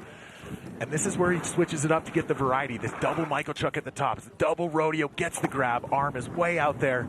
Smooth across the flat bottom into the double 10, gets the double grab.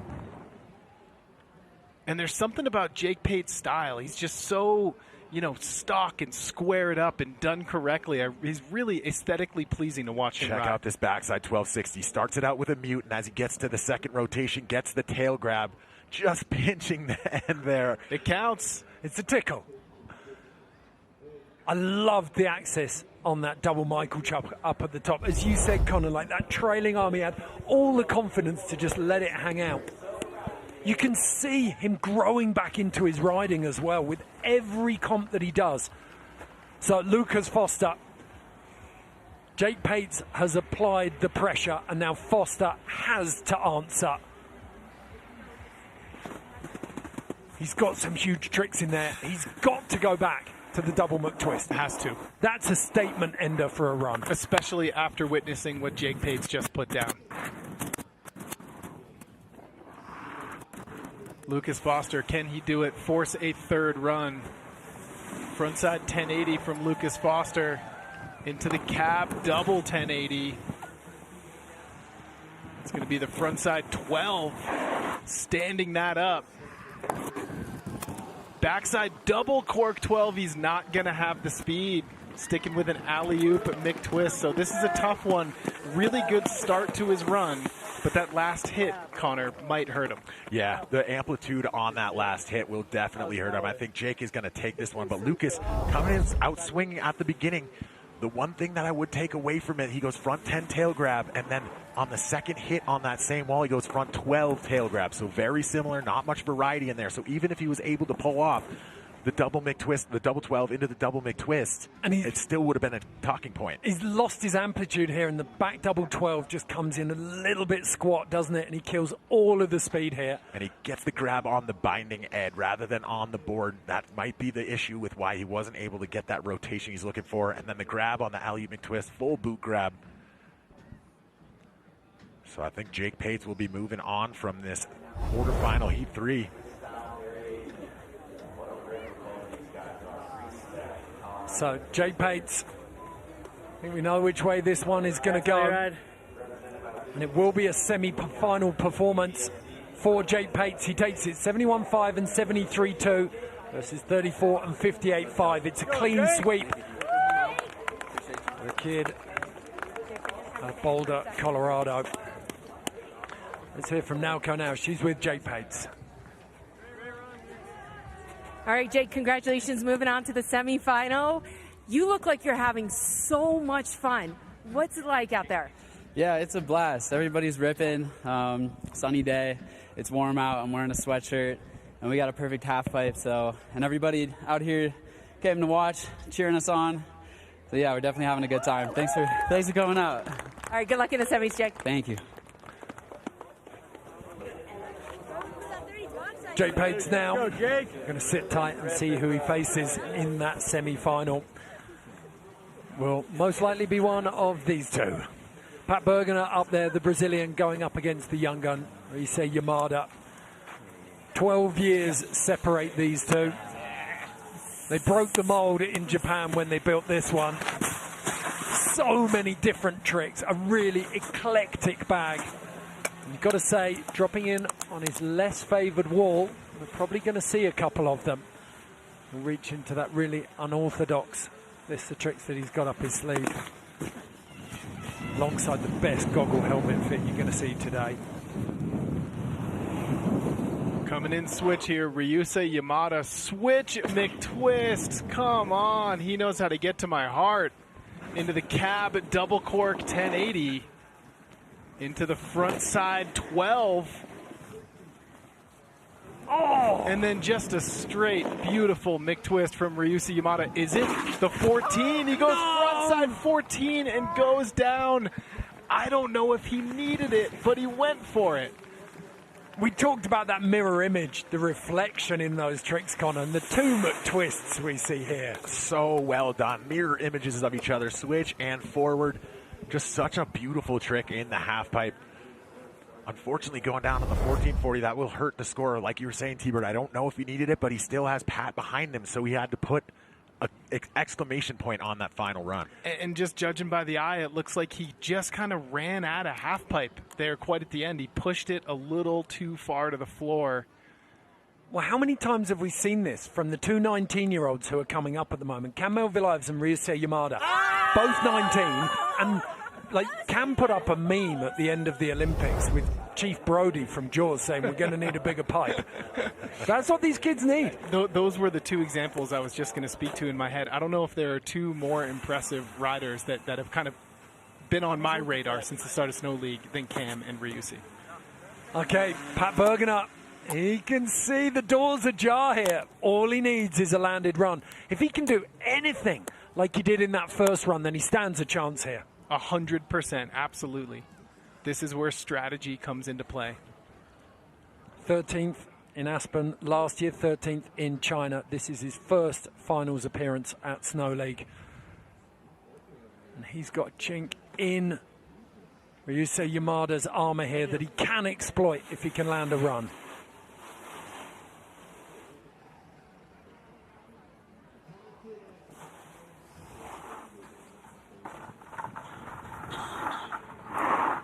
Breathe deep, stay on your feet, Pat. Pat Bergener coming in for hit one. Michael Chuck to fakie there. Into the switch backside 10. And the double Michael Chuck. Frontside 1080 from Pat Bergener. Can he stay on his feet? Cab, double cork 1080. He stays on his feet, but I'm still torn. Connor, can Ryusei advance with that fall, or do you think Pat took that one? There is a very good chance that Ryusei or Yamada might squeak it out. Pat Bergener staying on his feet, but the difficulty of that run, he's got a unique trick at the top. He goes Michael Chuck pullback, but then he kind of loses amplitude down through the rest of the run after the switch back 10. And the amplitude is lost because there's two execution errors, really big ones in here. So like one big execution error at the end, or a couple up at the top. Yeah, and that's the thing. It's going to affect the amplitude. Ryusei had amplitude all the way down through the pipe, all the way up top. And you see Pat there is at that 11, 12-foot mark out of the pipe. And they're it's only a tiny little hand, but you see the tail come out with a little speed check. Landing a little low as well, which obviously affects amplitude in the rest of his run. The flat front 10 there, getting the tail grab, but then, yeah, look at that double 10, just a little bit low. So this is one the judges are going to talk about. Does a bunch of little mistakes there. And how many mute grabs? I think we had 3 through that whole run as well. So it's the easiest way to turbocharge a run, and it's an excuse for the judges. The moment that they see that, if you give them an excuse, they're going to jump on it. This could be tight, though. Definitely not a foregone conclusion either way. So it does go to Pat Bergener, 61.7 versus 50.2.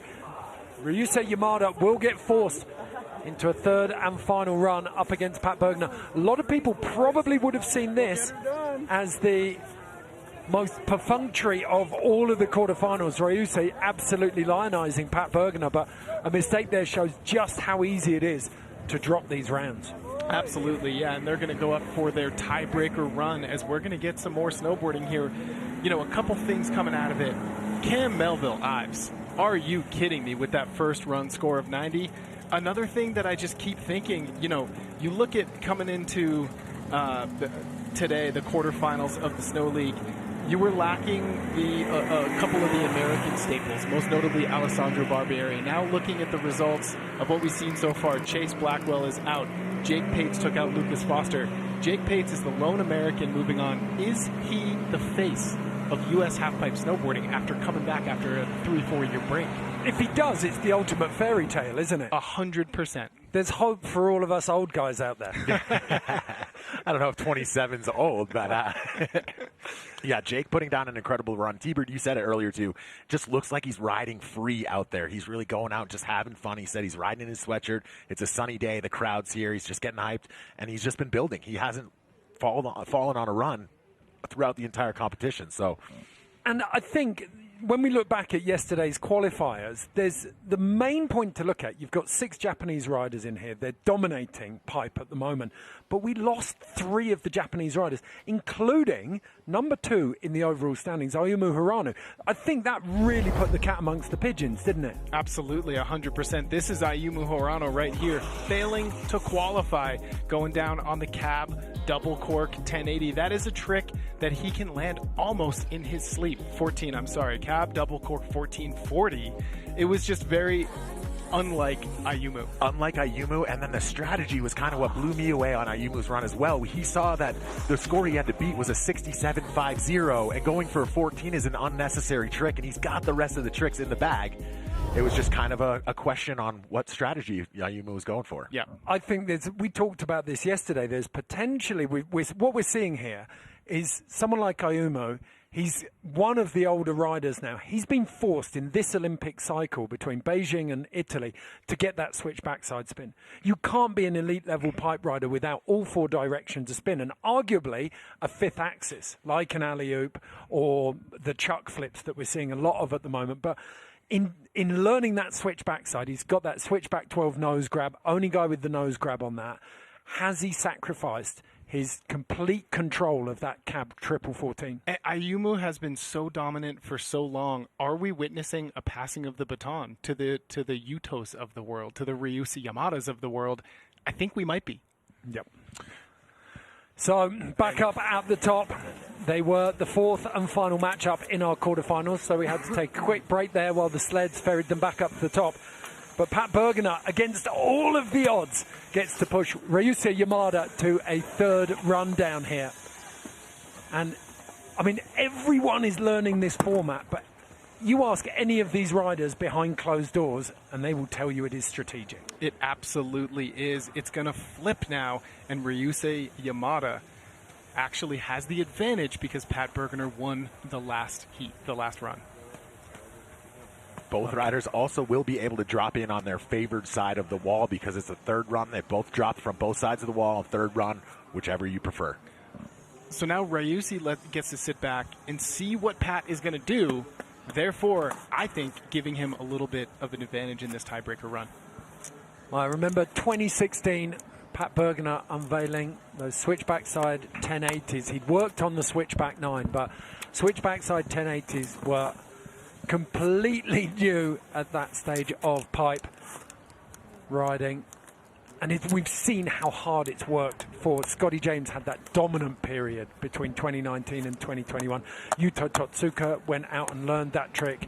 He absolutely dominated, and we just talked about Ayumu with it. It's been that critical last rotation that everyone has been forced to master. Pat Bergener now is going to pull it out. His old faithful, old yeller for him. And he's going to have to work really hard because on his favoured wall, Ryusei Yamada is going to send this 3rd run. Yeah, knowing what's dropping behind you, if you're Pat Bergener right now, you pull 0 punches. You go all out. This is a heavyweight brawl. You have 1 run to move on to semifinals.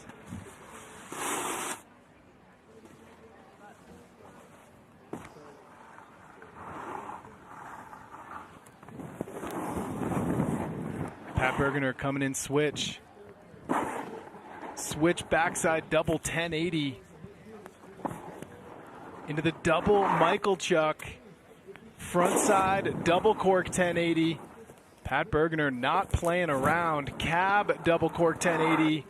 What's it going to be? Is he going to go 12? Front side 1260 from Pat Bergener, and a nice aesthetic little spray there at the end.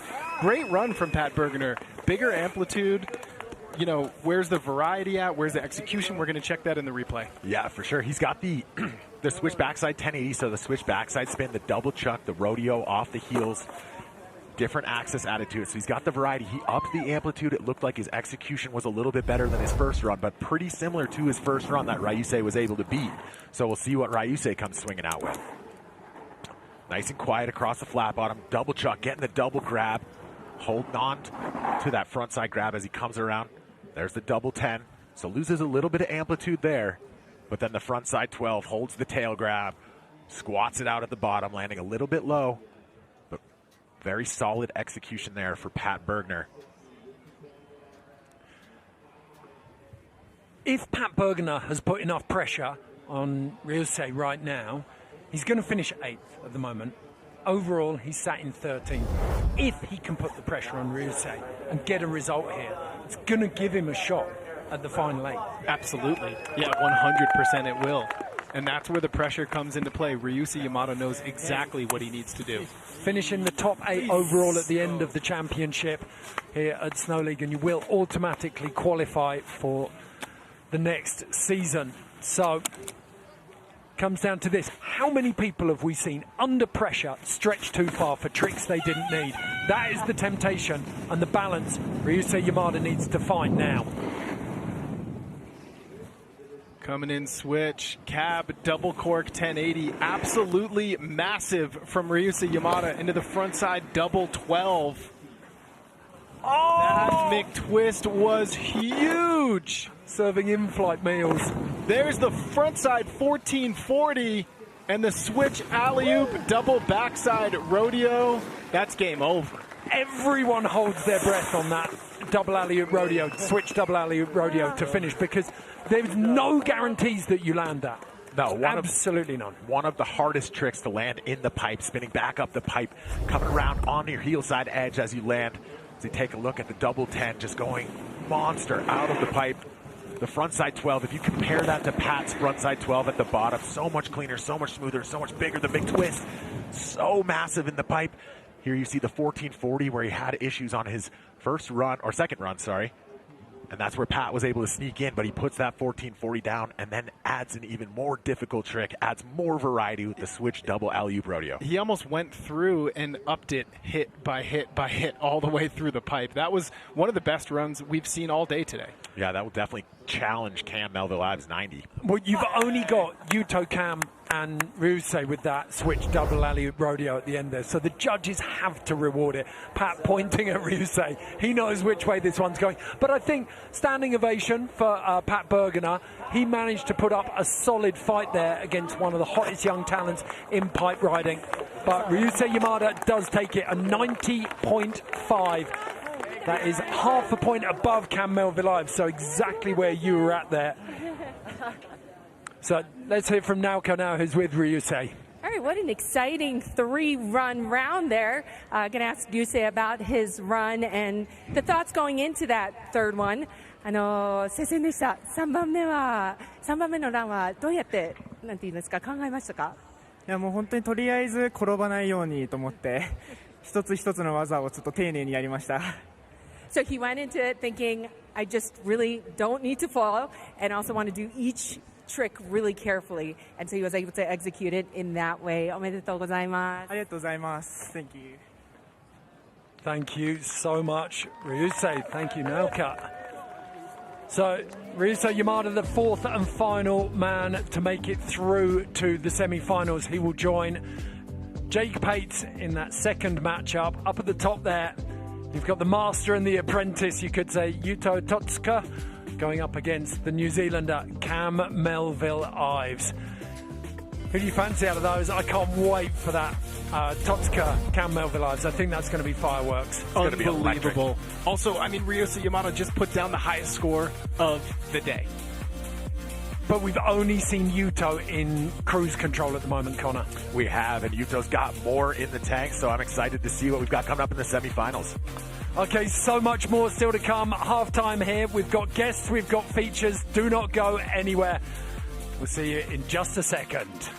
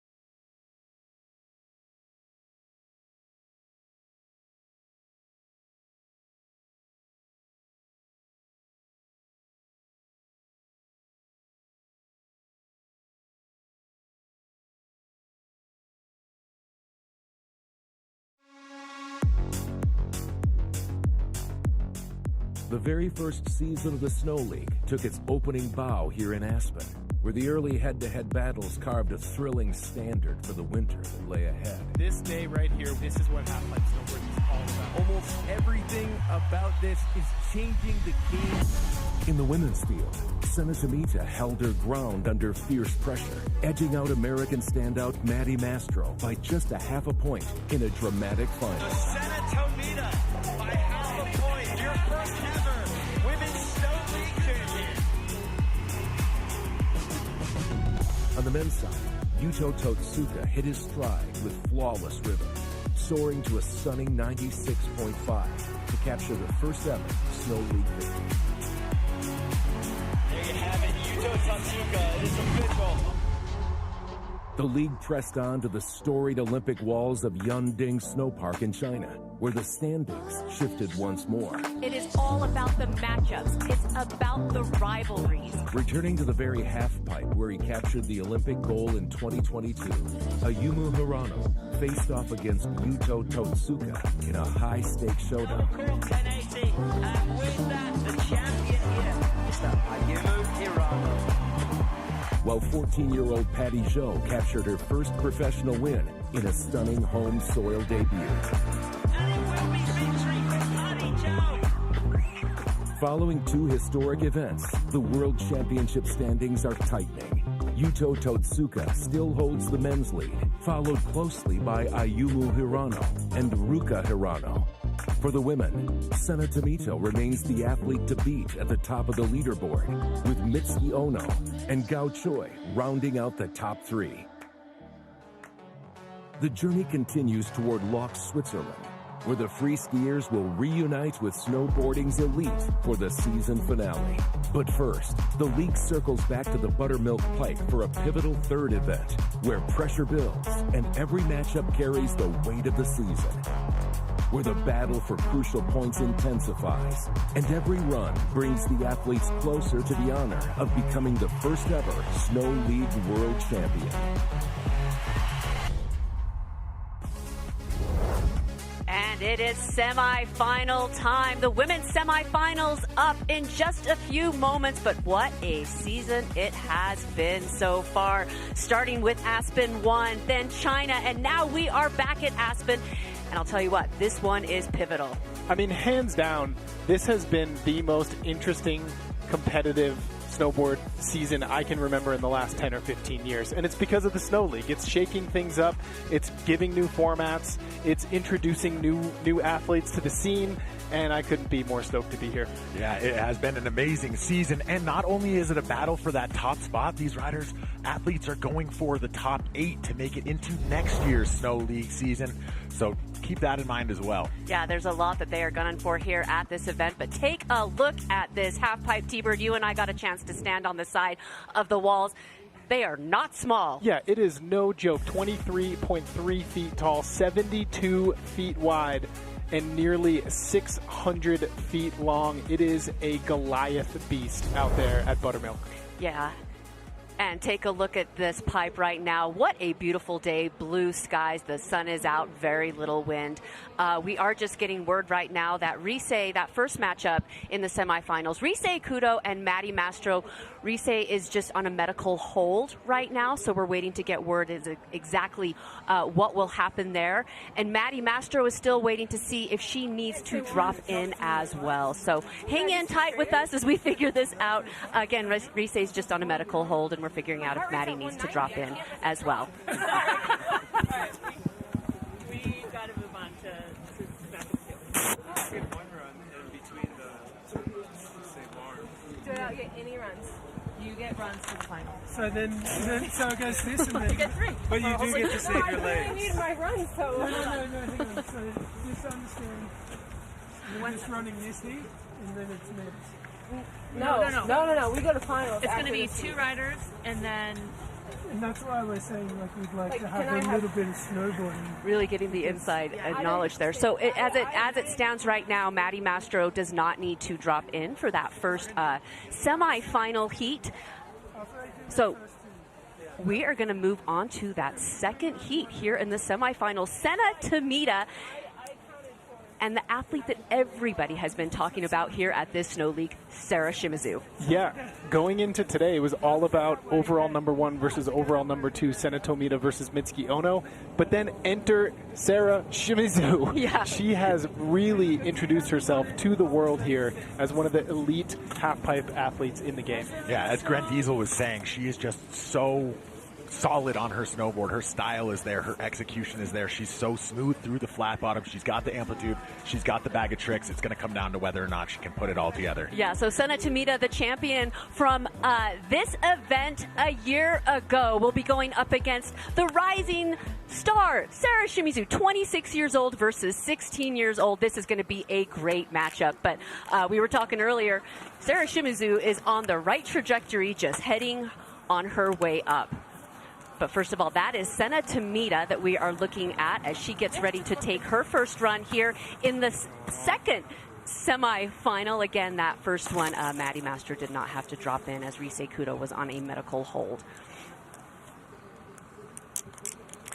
But Sena Tomita coming into this, T-Bird, where do you think her mind is? I think her mind is she knows she's number 1. That's not in jeopardy right now. I think she's looking to make it on to finals and win this event and build that point standing heading into lock. So I think she's going to be foot to the gas for run 1. It could come to her advantage, too, being the veteran here, knowing how to play the game, what the strategy is to try and drop in. Dropping first, you're going to put down a hammer. Hopefully then on the next run be dropping in second. Yeah, so Sena Tomita preparing to take her first run here. Heat number 2 of the women's semifinals. It is go time.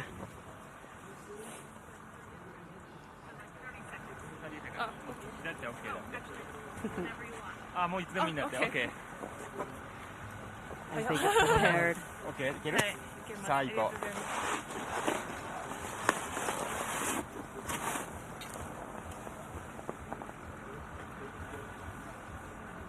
It's such a cool view from up there, T-Bird. When we were up there this morning and you look down at that half pipe and it's so big and you see the fans at the bottom of the pipe and it's just that moment where you take everything in, get yourself ready, visualize, and get set for that run. Yeah, in semifinals, you know, it almost just kind of hit me. This is where it's all on the line. We are down to the final 4 in the men's and the women's field. Sena Tomita about to kick it off. Can she do it against Sarah Shimizu? Dropping into her front side wall, starting things off with a huge front side 900 into the backside 540, losing just a touch of amplitude, but speeding up pretty quickly on that shady wall. Front side 720 into the cab 720. So Sena definitely putting one to her feet here. Front side 1080 to wrap it up. That was an excellent run from Sena Tomita. A very solid run there from Sena Tomita. You can tell she's kind of taking it a little bit easier, not going full on out in the trick. She's got the 10, she's got the 9. The biggest thing to take away from that run is everything's down the pipe.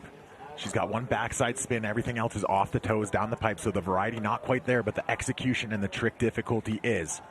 Yeah, explain that to us. Explain that just a little bit more, because down the pipe, you know, there's alley-oop spins, there's different ways of rotating and heading up the pipe with tricks. So explain that. Spinning up the pipe will give you a different variation. The alley-oop, it's harder. It's a little bit harder to keep speed throughout the pipe, but also doing a little bit of a different axis on your spins. We don't see a double in there. Both of the 10s and the 9s are flat spins, grabbing tail, grabbing melon on it. So variety's not quite there. Amplitude dipped a little bit, like T-Bird said, on the 540. So a very solid run, but it's not going to be one of those skyrocketing scores.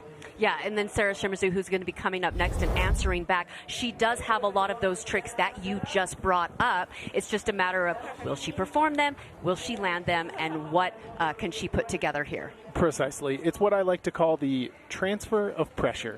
You put a run down if you're the first athlete to drop, put one to your feet, and you just slide that pressure right across the table and say, ball's in your court now.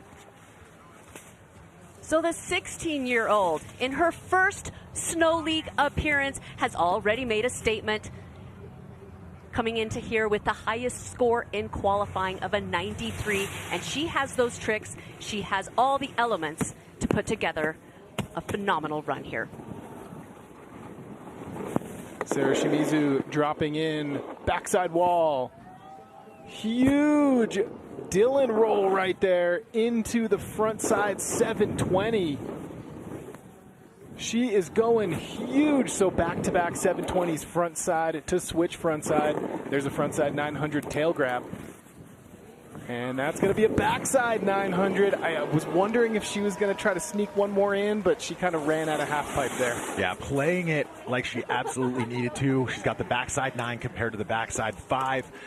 She's also got the Dylan roll, so a different axis there, adding a little bit more variety. As you can see, the execution completely proper. Grabs all the way through. Look how quiet she is across the flat bottom there. Grab all the way through the 7, backs it up with another 7 here. Just grabs all the way through. So I would have to say Sarah Shimizu coming in, taking that first run. Well, and one thing, too, about her riding, the way she lands on the half-pipe walls, like where she lands is ideal. It's perfect. And what's really going to set the tone here for me is what the judges' scores come in at. Very comparable runs, right? The intricacies are up to the judges, but we're going to see 2 scores, and then moving forward, we'll know kind of where their headset is at, where their mindset is at in the judges' booth. All right, and we just got to look at Maddie Mastro clapping her hands, supporting Sarah Shimizu.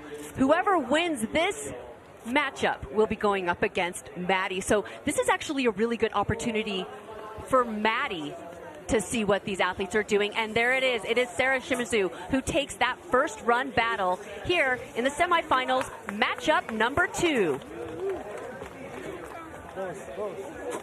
And a lot of fans have come out here to Aspen, Colorado to enjoy the weather, enjoy the live music, and enjoy the competition, getting their autographs. It's been so great to see. Yesterday in qualifiers, we saw so many young kids waiting for autographs, just watching these new stars and these professional athletes perform. I kind of have a new goal today. I'm going to get Sarah Shimizu's autograph today. I want to see it. It's going to happen. It's going to happen. The side of your face? Or? Do you have your marker ready? I got a pen. The question is she going to sign a poster? Your hand, like, yeah. Maybe, what do you got? Maybe I'll go my jacket. Jacket. Yeah. All right, so there you go. That's another look at Sarah Shimizu, the young 16-year-old that everybody has been talking about here at Snow League, event number 3. Her first Snow League appearance, and she could absolutely disrupt these championship standings. Remember, Senna Tamita, who she is going up against in this matchup. She is on the top of that leaderboard. And Sarah right now has no points. Yeah, and no matter what happens, no matter what the result is, as far as Sarah Shimizu is concerned, she's going to be one of the most talked about athletes in snowboarding leaving this event. She has really put on a show. At just 16 years old, too. 16 years young, I should say. Sarah putting on a show, and we saw her second run is also as strong as that first run. So Senna's going to have some work to make it up and try and force that third run. Yeah, so there's the standings right now. You can see Senna at the top of that leaderboard with 161 points. Whose name is not on there? It's Sarah Shimizu. Why? Because this is the first time that we are seeing her. And another thing to point out, she is the youngest competitor here at this event. So athletes getting their sled rides up, preparing their boards and getting set for their second run here in the semifinal, heat number 2. Very cool little behind-the-scenes look of like how an event works and maximizing efficiencies. It's something that Snow League is so good at. As we take a look at Sarah Shimizu's first run, there's that Dylan roll. It technically is a backside 540. It's just spun on a different axis named after legendary halfpipe rider Kier Dylan. There's the cab 720 right there into the front side 900. This drone view is super, super cool. Backside 900, and right there, Sarah, that right there is a little bit of veteran mindset. Don't get greedy toward the bottom of the half pipe. Yeah, hold some of your best stuff for later on if you move on to the finals. The T-bird view. Ooh, I like that. Do you like that? Yeah. Can we get a graphic for that? I know, such a cool behind-the-scenes look. And what a day we have here for the event number 2 here in Aspen, Colorado. You know, we go to so many half-pipe competitions, and weather plays such a big part in this sport. And when you have a day like this, you just want to hold on to it. You're like, yes, we'll take this weather all the time. So, quick question for you guys. Up at the top right now, we know Maddie's moving on to the finals. Who do you think she would like to go up against, whether or not it comes to points or rider athlete that you'd like to go up against? You're asking me? I'm asking you.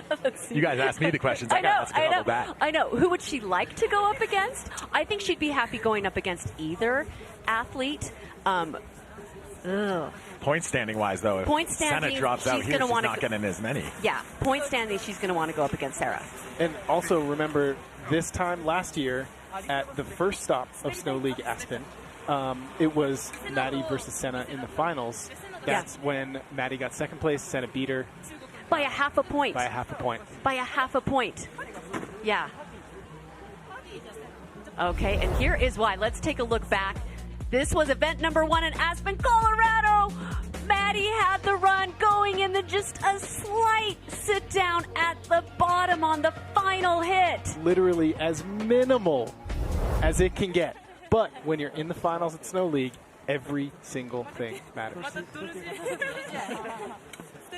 Yeah. The energy is high.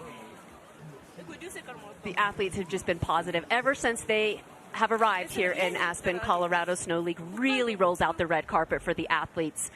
And another look at the conditions: sunny, 43 degrees, and that wind 2 miles per hour. So really not playing a factor at all. But the factor that is coming into play, the walls. Yeah, absolutely. And that's why you see the athletes up there with their team techs or their coaches.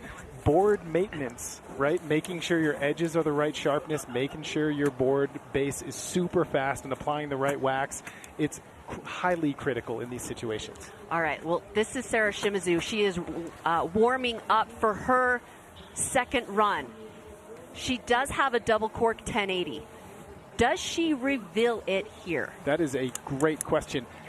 If I'm her, I would. Yeah. You absolutely have to close the door if it's even slightly ajar. All right. Well, she is the leader coming into this run too. Can the youngest competitor here at Snow League lock in her spot for the finals?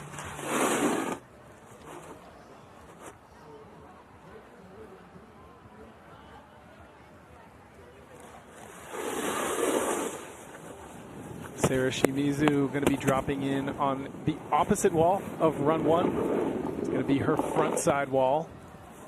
Starting off with a huge front side 720 into the cab 720. So back-to-back sevens. Will we see the 10? Front side 900 into the backside 900. If it comes into play, this is where it goes down. And she's going to keep it nice and mellow with a front side 5. Put it to the feet. And again, transfer the pressure. Transfer the pressure. I love that. Yeah, her work is done, but she has been snowboarding just beautifully from the beginning of the day to now. Just look at the execution on the 720. Going 11 feet out of the pipe. Gets that front side grab. Holds it all the way through the rotation. Quiet across the flat bottom. Into the mirror image. Switch front side 720. Gets that front side grab.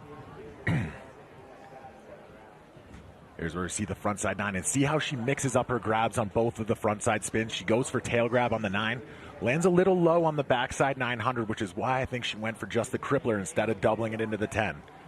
I mean, that was a beautiful half pipe run. Yeah. Like, that was just so textbook. Everything you could do right, she did correctly. Yeah, if you were to take a piece of paper and pen and formulate a run, everything that you needed that the judges want to see, she's doing that. Yeah. All right, so Senna Tomita, now it is her opportunity to answer back. Can she force a third run? She is on top of the leaderboard in the overall standings here at Snow League. We know she can do it. But the pressure, as you said, T-Bird, is on.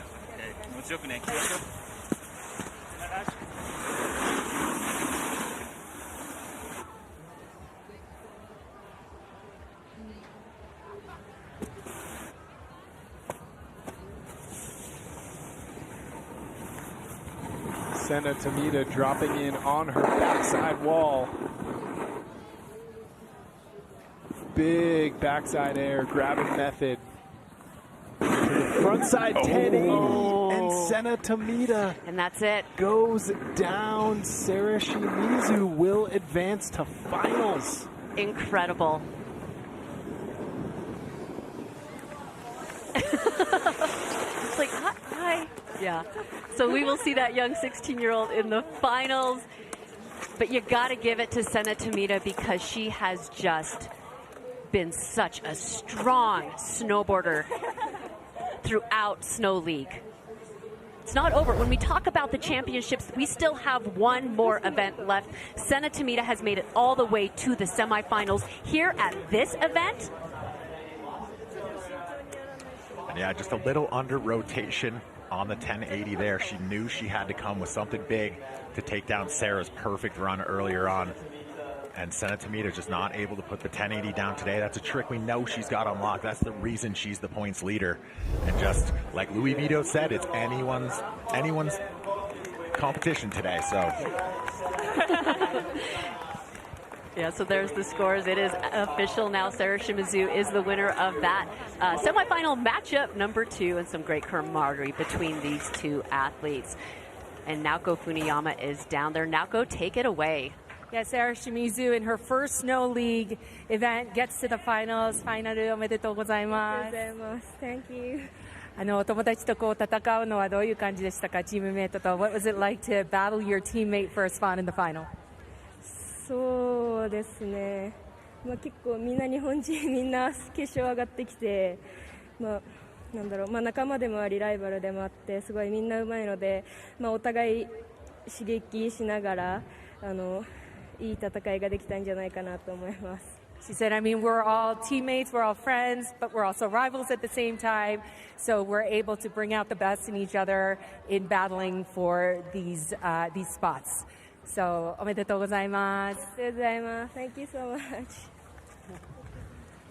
And you could guarantee at one point, and she continues to look up to Sena Tomita as an athlete. Sena Tomita is 10 years older than her, and so throughout these years, they're teammates. They travel together, they ride together, they push each other, and that is why Sarah Shimizu is so good.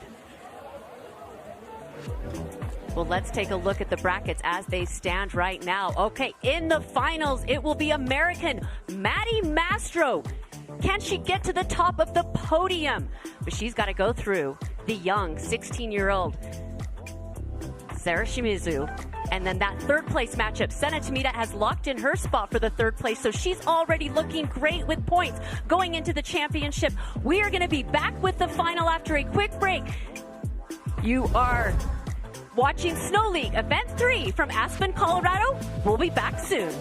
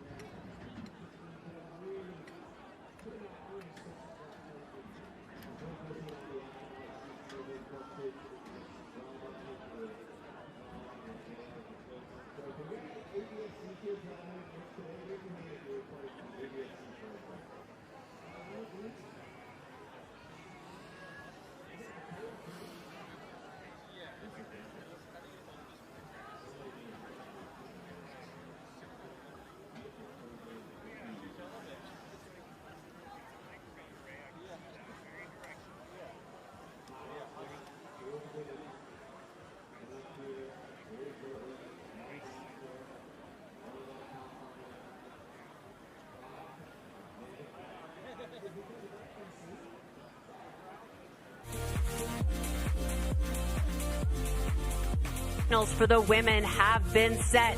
There is Maddie Mastro getting warmed up, preparing herself mentally, physically, as she will be going up against Sarah Shimizu here in the finals at Snow League. What a matchup, T-Bird. What a matchup and what a day. Can you think of better conditions to have a half-pipe final for these athletes? No, bluebird skies, 40 degrees, riding in hoodies. It's set up to be exciting for this one, T-Bird. And there's her coach, Ben. They're reviewing their run. Remember, we saw that feature. I love watching those features and seeing the interaction between an athlete and the coach and the relationship that they have, because it is such an integral part of snowboarding. 100%. And it's absolutely predicated by total trust. Yeah. You have to trust that person. You're spending more than half of your entire year with that person, and it's a very, very special relationship for all of these athletes that have them. Well, let's go back. Let's talk about Maddie Mastro's run in her quarterfinals. We have not yet seen the best of Maddie Mastro yet. Have fun.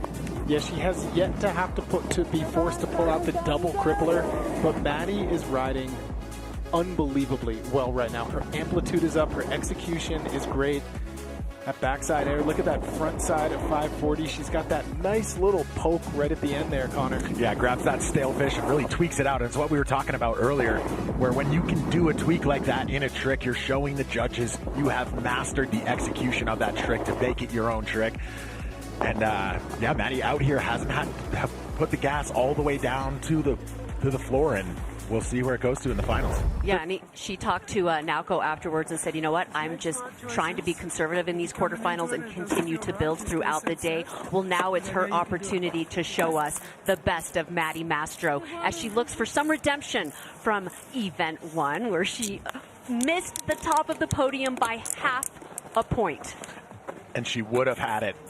Granted that butt check. If she had landed that to her feet clean, Maddie would have been the champion at Snow League Stop 1.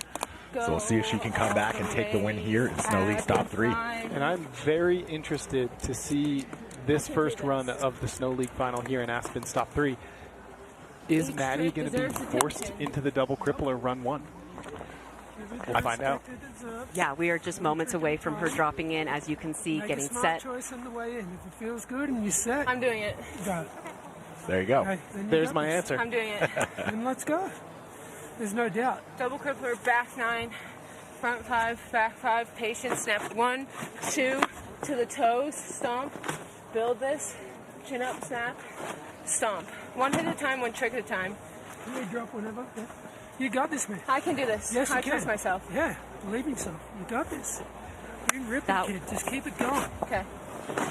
That was phenomenal. Unbelievable Hearing insight. I mean, Focus on what you got to do. You can get the result. hear One hit her at a time. visually running through her entire run. If I heard that correctly, she's going for the 10. You can do the double it. crippler and the 10. I've done it. You've done it many times. This is an easy trick. You owe it. You own it. You own it.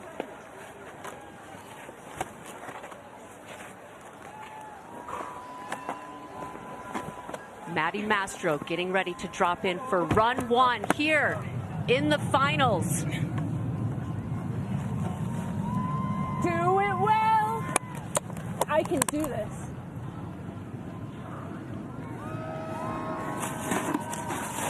Get through the days. One hit at a time. One trick at a time.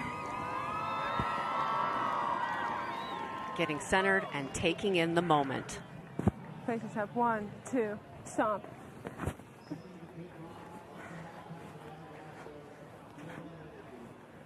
Visualizing the entire I run can do before this. even dropping in. It's I great. can do this. My heart is beating. Go Very fast. all the way.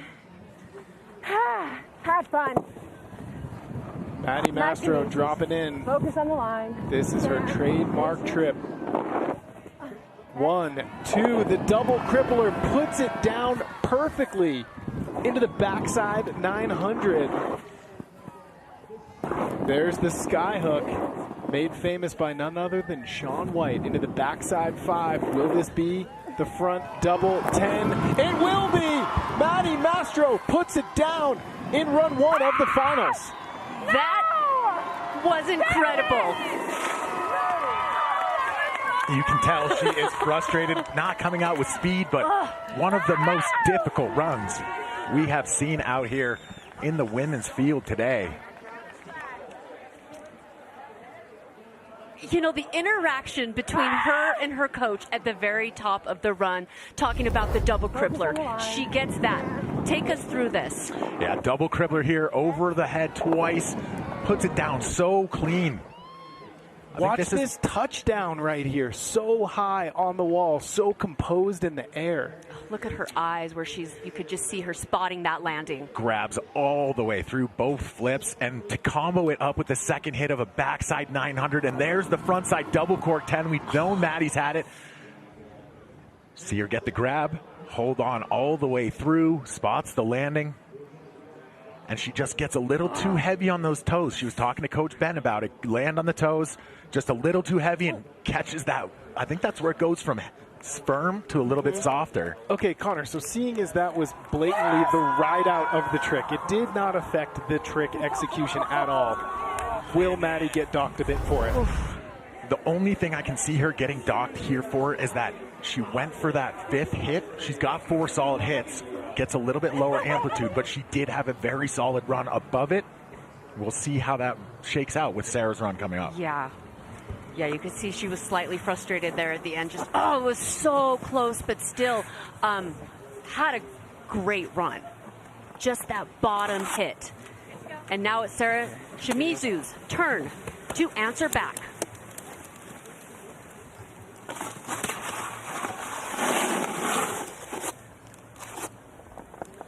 She's been riding near perfect throughout the entire day. And to have that kind of composure and consistency in this environment at 16 years old is one of the most impressive things I've seen in a long time.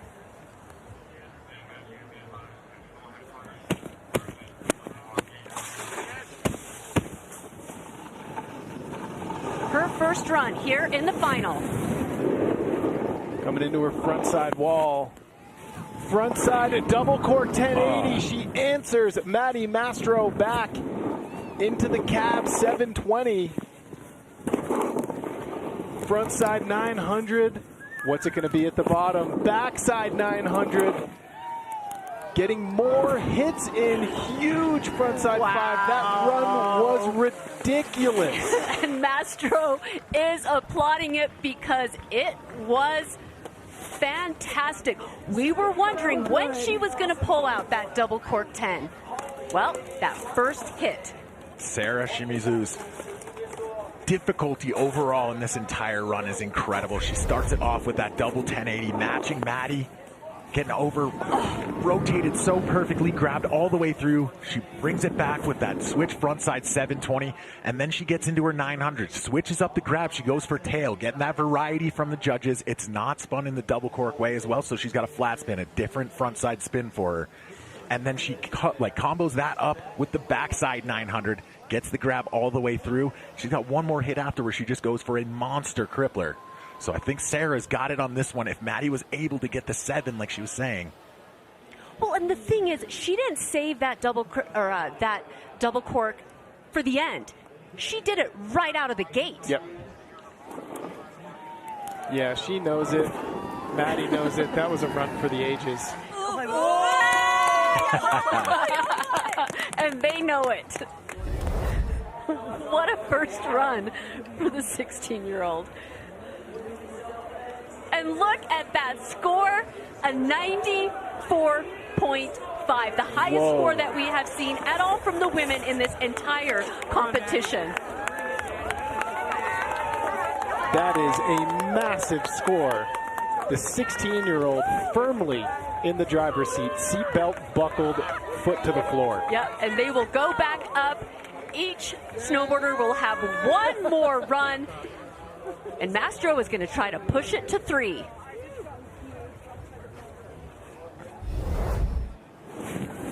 But look at this first hit. Absolutely perfect. Perfect. Frontside double cork 1080 into the cab 720. Look at how high on the wall she's landing on this frontside 9. You see the snow fly up because she literally timed it perfectly below the lip. And she's able to keep that amplitude, even grow that amplitude throughout the pipe. That's what the judges are looking for. They want to see you build that amplitude and keep it high. Yep. Sarah Shimizu able to do that. Oh, yeah. She's got to be feeling a lot of confidence right now, a lot of momentum as she heads up to the top of the pipe, preparing herself for run number 2. And she's got to drop in on the opposite side of the pipe, the other wall. And she has to drop in first. Yes. So Maddie Mastro has the chance to answer back. 100%. There's Mastro talking with her boyfriend. Ryan Walkendorfer, also a competitive snowboarder. He was so close to making it into the men's quarterfinal as well. Took a spill, took 8 stitches to the chin. All right, we're going to take a quick break, but do not go anywhere because we are going to be back with the second runs here in the women's final at the Snow League Event 3.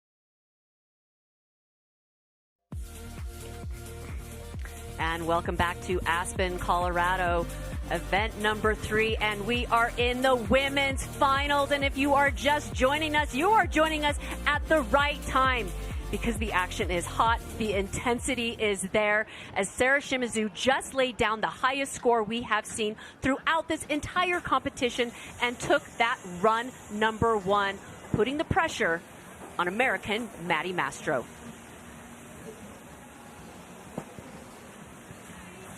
.94.5, but the run that she put together had all the elements, had all the composure, but she's got to do it again right now. Highest score we've seen all day. Yep. Some phenomenal snowboarding that we have seen from her. Now we wait to see if Sarah Shimizu can slam the door shut on Maddie Mastro. She's going to have a very, very good run to be able. She saw what Maddie was going for. Maddie's going to have to drop in from the other side, but she knows the tricks she's looking for. Yeah. That's a great point. Sarah kind of knows what Maddie's going to do, in a sense. So she almost knows what she has to do. When you think about it, she's 16 years old. That's like some veteran stuff, right? The mental strategy behind it. She's been absolutely unflappable all day. Just so consistent. Yeah, and keep in mind, too, this is her first time at Snow League. This is her first time ever competing at a Snow League event. She even said earlier, I'm not used to this format, the head-to-head. I'm trying to get used to it, how to formulate my runs. But coming to this point, she's been great.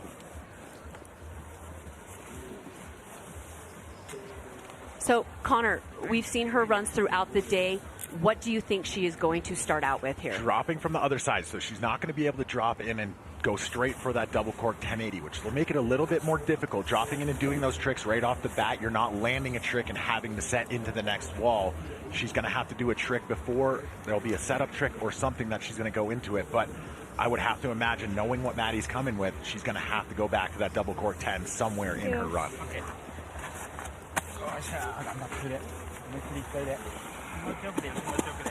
And she has just stayed cool, calm, and collected throughout the entire day. So Sarah Shimizu out of Japan now gets set for run number 2 here in the women's finals.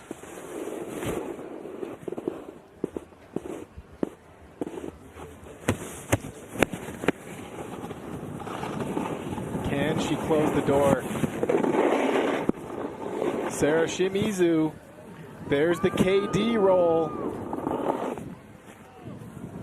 Into the front side 720. There's the switch front side 720, aka the hawk and flip. Into the front side 900 tail grab, little bobble, little hand down possibly on that landing. Backside 900. Now it's going to get really interesting. Yeah, so that is definitely not going to touch her 94.5 from her first run. It'll be very similar to her earlier runs in the semifinals and the quarterfinals. So Maddie, if she's able to put down the run, she's going to have to get to it in a different way to get to the double crippler and the double 10 because she's dropping in from the other side of the pipe. But Sarah Shimizu putting down a run that she knows can get a decent score. As we take a look here, front side 720. Everything is so well executed. She keeps her amplitude up, so quiet through the flat bottoms. And there's that front side 9, getting the tail grab out on the end of the board, making the rotation a little more difficult. Let's go a little bit early. No hands down, but able to put it down. And you're right, Connor. Very similar to those quarterfinal runs. Some of those scores that came in 73.7, 87.7, 82.25. So it's, you know, if you're Maddie Mastro, you're like, okay, that's going to be somewhere in the high 70s, low to mid 80s range. Again, I'm not a judge, but these are the things as an athlete competing in the Snow League you have to take into account. So is the door open? Absolutely. It's a beatable run for Maddie, and she's gonna have to put down a very, very good run. She's gonna need those difficult tricks, and she's gonna need to execute them well. The biggest thing is coming out of that double cork 1080. Wherever she puts that in the run, she's gonna need to combo that into another trick to be able to get the score to beat Sarah on her second run. All right, so American Maddie Mastro now preparing for her opportunity to answer back. This is her run 2 in the finals. All the way, have your fun, have it all.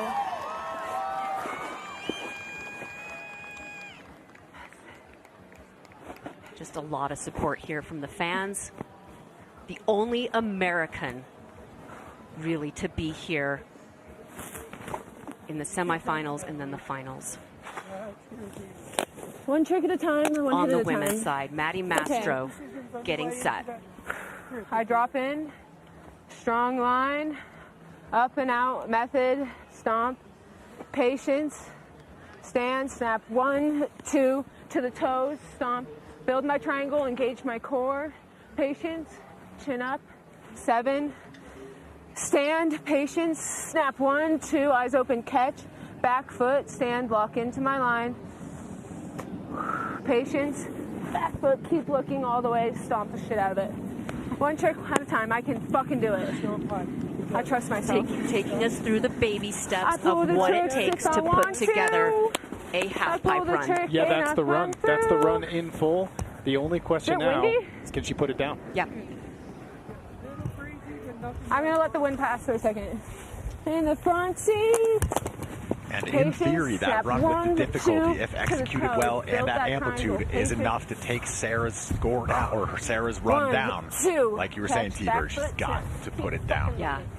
Yeah, okay. Sarah's in the lead right now. This is Maddie Mastro's opportunity to push it to 3.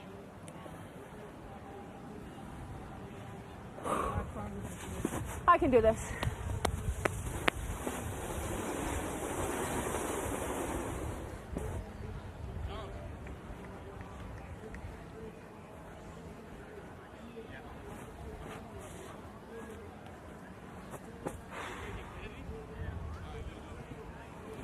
Final moments before dropping in.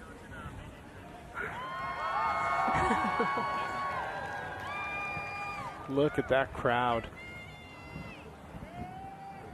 What an atmosphere, what an environment. This is Maddie Mastro's I can moment. do this. 1, 2 to the She is fucking taking it toes. in. Hawking, double crippler, back 9. My fucking tricks. I can do this. 2 pants 5 to the weight finisher and then. Maddie Mastro dropping in.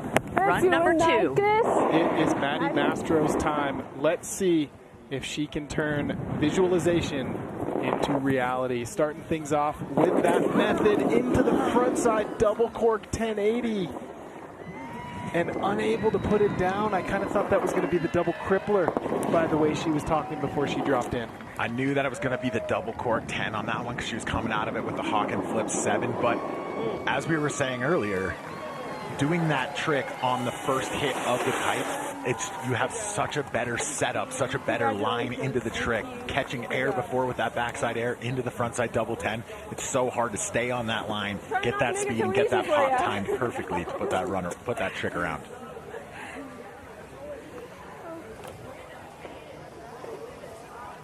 All right, so there you go. It is official with that 83.5. Japan's Sarah Shimizu is the winner of the Snow League Event 3 here in beautiful Aspen, Colorado. And look at that smile on her face. And the crowd has stayed out here for these finals, and they were treated to a show and some phenomenal snowboarding. And right now we're going to head down to Naoko, who is with the winner. First ever Snow League competition for Sarah Shimizu, and she comes away with the win. 初めてのスノーリーグコンペティションで、勝利はどう思いますか？そうですね。スノーリーグは去年のアスペン中国ってあったんですけど、熱出たり怪我しちゃったりでずっと出れなくて、やっと出れた大会で、初めてのトーナメント戦ということもあって、すごい自分の体力的にもきつかったところもあったんですけど、すごい優勝できて本当に嬉しいです。She's so happy she was able to win, in Aspen 1 and in China. She was sick, she was injured, she wasn't able to participate. And in her first competition ever, she realizes she used a lot of strength, a lot of physical stamina to withstand the number of runs that are involved in this competition. But she is so happy that she was able to come away with the victory today. 本当におめでとうございます。Thank you so much, everyone. Thank you. Well, get used to that name because you are going to hear it a lot as the 16-year-old Sarah Shimizu takes this win with some phenomenal snowboarding today. And Maddie Mastro will take home second. And again, some phenomenal snowboarding from her. Yeah, what an introduction to the snowboard world for Sarah Shimizu. Oh, absolutely, and she completely disrupted the championship standings as well. But here's how it stands right now. Senna Tomito still with the lead. Mitsuki Ono in second. Maddie Mastro has bumped herself up into that third place position, followed by Rise Kudo, Gaon Choi, and sixth place, Sarah Shimizu. She's on the board now as well. But it all comes down. We still have one more event after this, locks, and that's where the champion will be decided. Maddie Mastro making a big jump up into third place. Big, big finish for her. Yeah, so some phenomenal snowboarding throughout the day on the women's side, but we are not done here at the Snow League. We are going to take a quick break and be back with the men's semifinals. Stick around.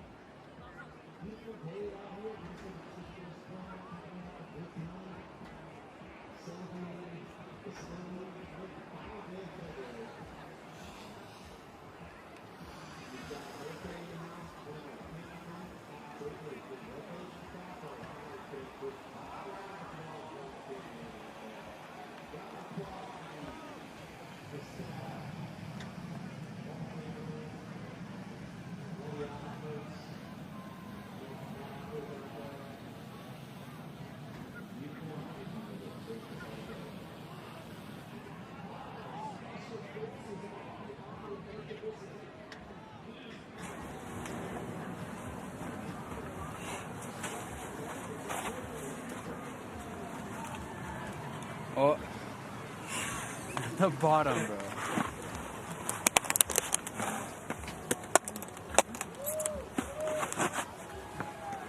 You got it.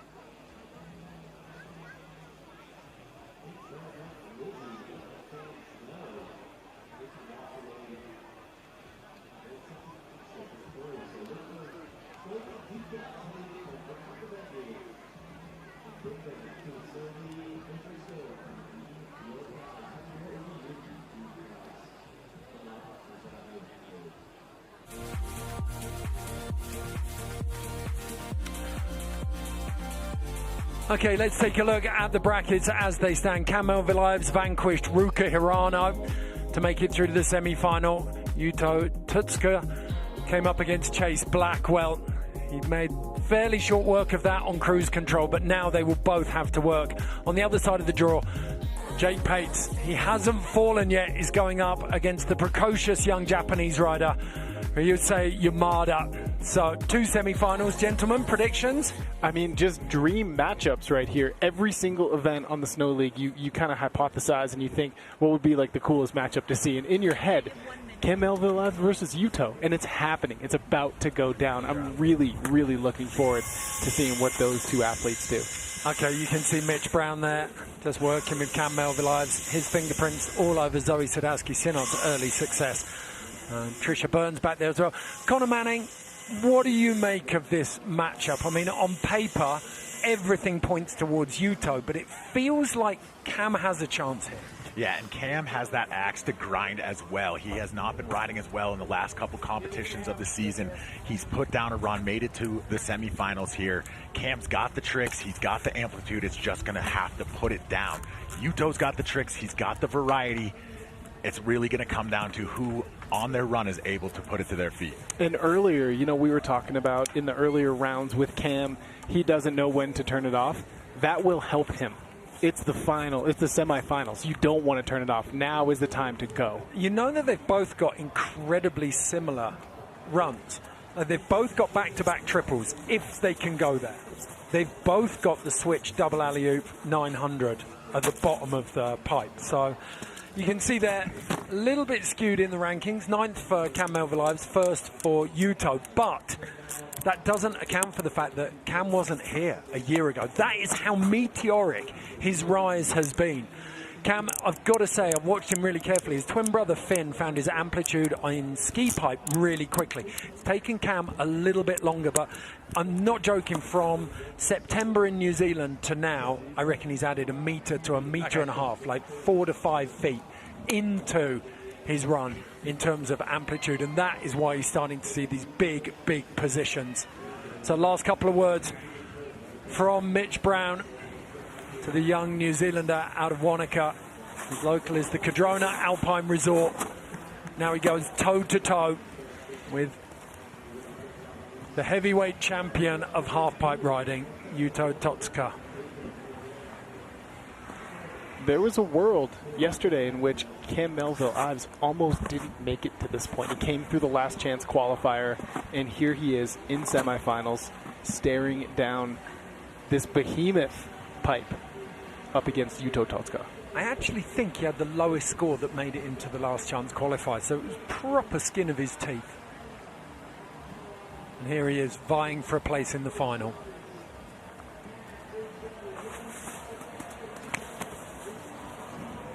Cam Melville-Ives, first run of semifinals. Let's get this thing started. Cab triple 1440. Holds on to it. Into the alley-oop double backside rodeo and just slips out on his heel edge on that icy wall. To think of the weather out there and how warm it is, and you can still hear that right side wall is icy. it just shows you the complications and the conditions that these athletes have to work with. Yeah, taking off the switch frontside triple cork, 1440 on the first hit on the soft wall, and then you've got to go into the alley-oop backside rodeo on that firm wall, super icy there, still in the shade.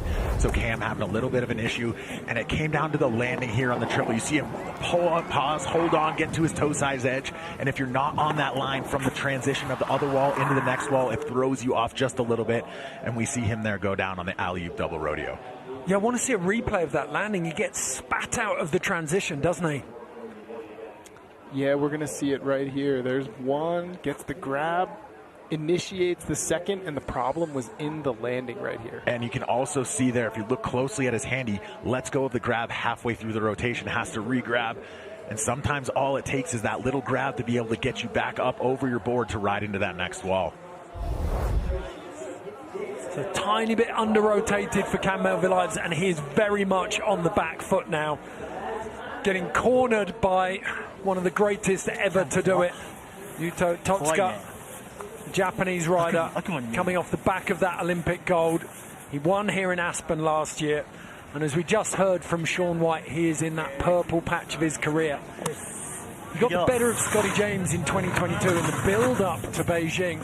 He wasn't able to make it stick, though. Ayumu Hirano taking the gold in China that year, but Yuto has made his presence felt from start to finish this season.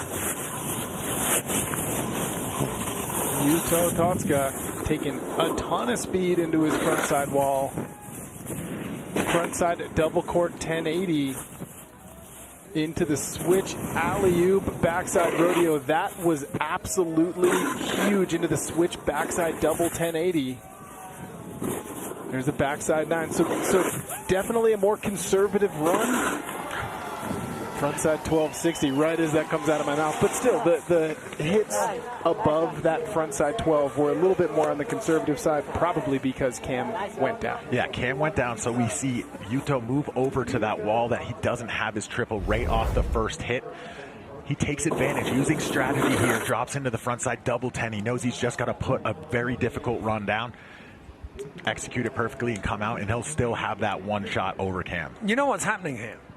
Yuto's reputation is preceding him. Everyone who goes up against him knows that they have to swing. Like, you've got to send your best run down. So there's so much pressure, it's hard to have that consistency. So they're falling in front of him. And there is a huge difference between telling yourself, I can do this right now, and then actually going and doing it. And that is what Yuto does time and time again. And this is why Yuto is that number 1 or number 2 seed, getting higher up in those qualifiers to get into the head-to-head matchups. It's going to let you drop second on those first hits, so those guys, like you were saying, Ed, have to come out swinging because they know you've got the bag of tricks afterwards. Okay, we just got it through as well. It looks like Yuto and Reise are shouting at each other over the fences of these semi-finals. Yuto just going 15'11" on his second hit, so that Jeep Big Air badge goes across to Yuto now as he banks the first big score of this semi-final. 77.5 for Yuto, 20 for Cam. Now, it's our American. He hasn't put a foot wrong all day. Jake Pates going up against the young talent, Reise Yamada, Japanese rider.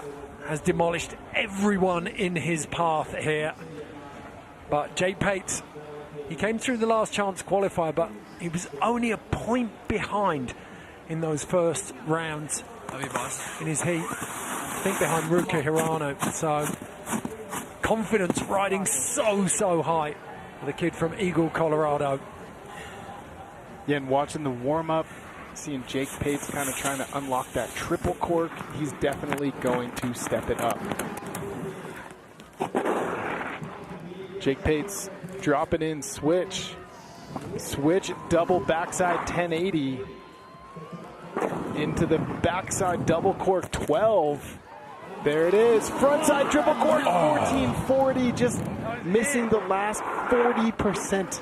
40 degrees of that rotation. Absolutely everything prior to the triple was perfect. It was the best he'd done it. Maybe landed a tiny bit flat on the first hit, the 10, but still the speed he generated into the backside 12. The amplitude, the grabs, you see the backside 12, he switches up the grab after the switch back 10 here. pops it, gets the perfect pop, locks into the grab early, and then this blind backflip over to get it to 1080. Like you're saying, Ed, just a little bit low on the transition. Not too bad, but keeping speed, pumping into this 12. Check this out. Gets the mute grab first, switches it up to the tail on the second rotation, gets the grab. Probably the biggest we've seen him do that, too. 12 feet out of the pipe. There was no squat on the transition, was there? Definitely clean. And he gets this around, gets the truck driver all the way through, and as he comes around, it looks like he just opened. Maybe he spun a little bit too fast, opened up a little bit late. And just as like you were saying, T-Bird, 40 degrees short. Yep, it was all in the shoulders. They were a little too squared up, not quite pointing down the pipe. I was having a chat with Sean before we came in earlier, and he said exactly the same thing. He said on any of those big frontside spins, you come in, whether it's cab or frontside, and you dive that new front shoulder. Yep. And that gets you into the transition. So Jake Pate's missing that third hit, the triple 14. It means that Ryusei Yamada gets a free hit at this pipe, just as we saw with Yuto Totsuka on that first semi-final.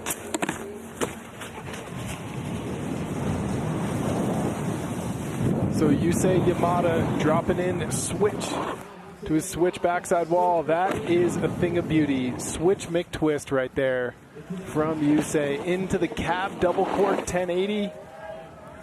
Are you kidding me? Frontside double cork 12 into the McTwist. Is there anything this kid cannot do? Wow. He is such a force. So impressive.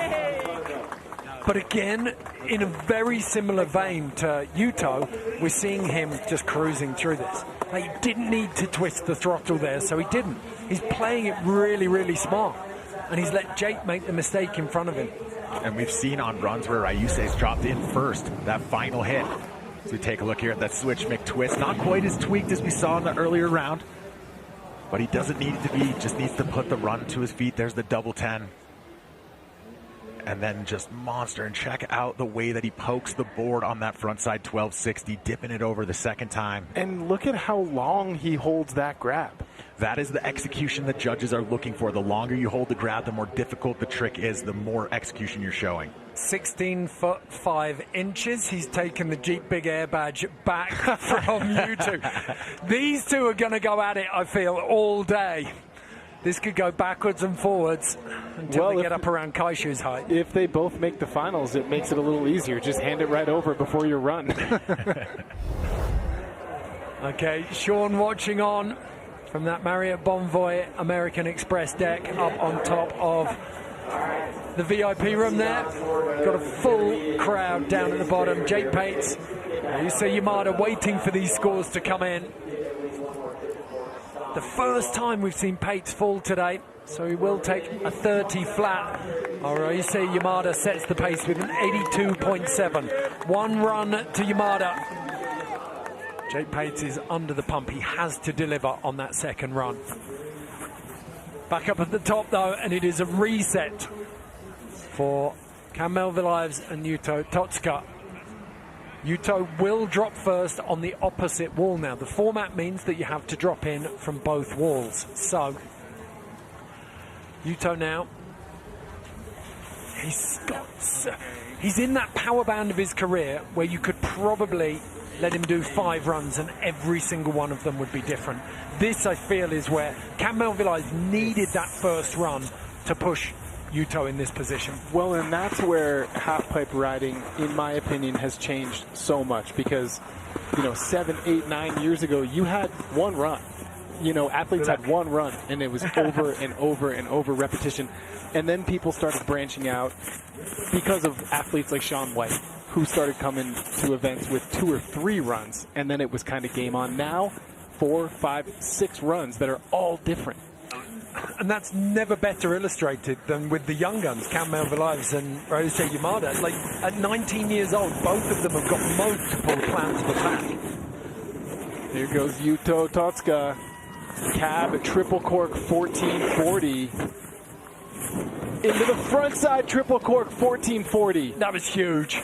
Switch, alley-oop, double backside rodeo. Into the switch, double back 10. Come on. Wow, T-Bird. Wow. That's one of the best, most eclectic pipe runs I've ever seen. And he kept it. I know he said triple 14, switch frontside triple 14 on the first hit, but he kept it to a double. So he's spinning 1400, 1440, but keeping it in a double. And then he goes into the frontside triple 1440. So two different axes, keeping the variety there. Then he just decides to up it a little bit more and says, hey, check out this switch backside alley-oop rodeo. Yeah, I don't know if I've seen him do that trick, honestly, into the triple. 19-2 on that second hit.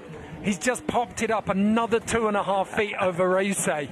This is unprecedented now. We're in uncharted territory.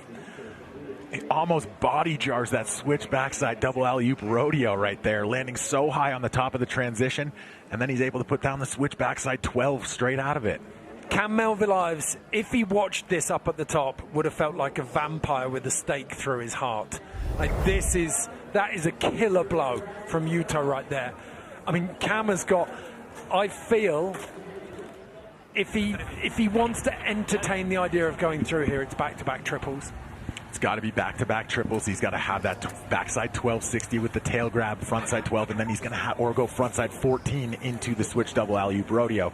Just speculating on what that run might be, but he's going to have to put one down. That's apples for apples because that's what we've just seen from Yuto. Yeah. We've talked about how similar their runs are. And if you do the same run, then you've got to be 19 feet out. Otherwise, it's gone. Yeah, to get it, I think he's going to have the 3 1440s in his run right here, and he's going to have to put him down so clean because Yuto just came out with a heater.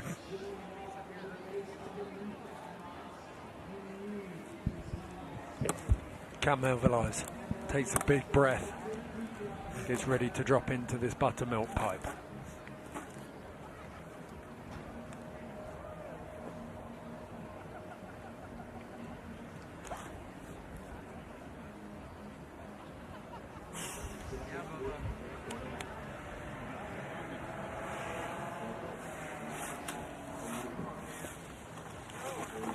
And he's off with a little shock. Cam Melville-Ives, run 2 of the semifinals. There's the alley-oop double backside rodeo. Into the backside 12, and he goes down. 2 runs, 2 falls. Yuto does it again. Switch double alley-oop. No. There's the crowd pleaser. He can do that every time. Like, I think that the rest of the run is just built so he can do that. He loves that trick. Ed, you've known Cam for such a long time. Talk about his progression and how it's been over the years. Well, you talk to Neil and Karen, Finn and Cam's parents, and there was no rhyme or reason. Like, they didn't genuinely say, okay, one of you skiing, one of you snowboarding, stop you competing. But watching them, the way they support each other, and they understand. So Cam developed back-to-back 16s. Finn, the skier, developed back-to-back 1620s in the pipe. And I genuinely believe that watching how that altered the trajectory of Finn's career, it inspired Cam to learn, to commit to learning those back-to-back triple 14s. And that's adding the height and the technicality. There we go, 92.5 for Yuto Totsuka. Cam Melville-Ives waves goodbye, but not without having given it his best shot. So a shame there for Cam Melville-Ives. He desperately wanted to lay something down, and as a rider you want to show your best, but he knew in that pressure situation he had to go for his best run. So first of our finalists decided. Now it is time to see who will join Yuto Totsuka in the final. Jake Pates trailing Ryusei Yamada, who will drop first on the second runs of the semi-final. Remember, it's the first rider to take 2 runs in this knockout format. So Jake Pates has to better whatever Ryusei Yamada does here. And because he doesn't have the luxury of going second, he's going to have to swing for this one.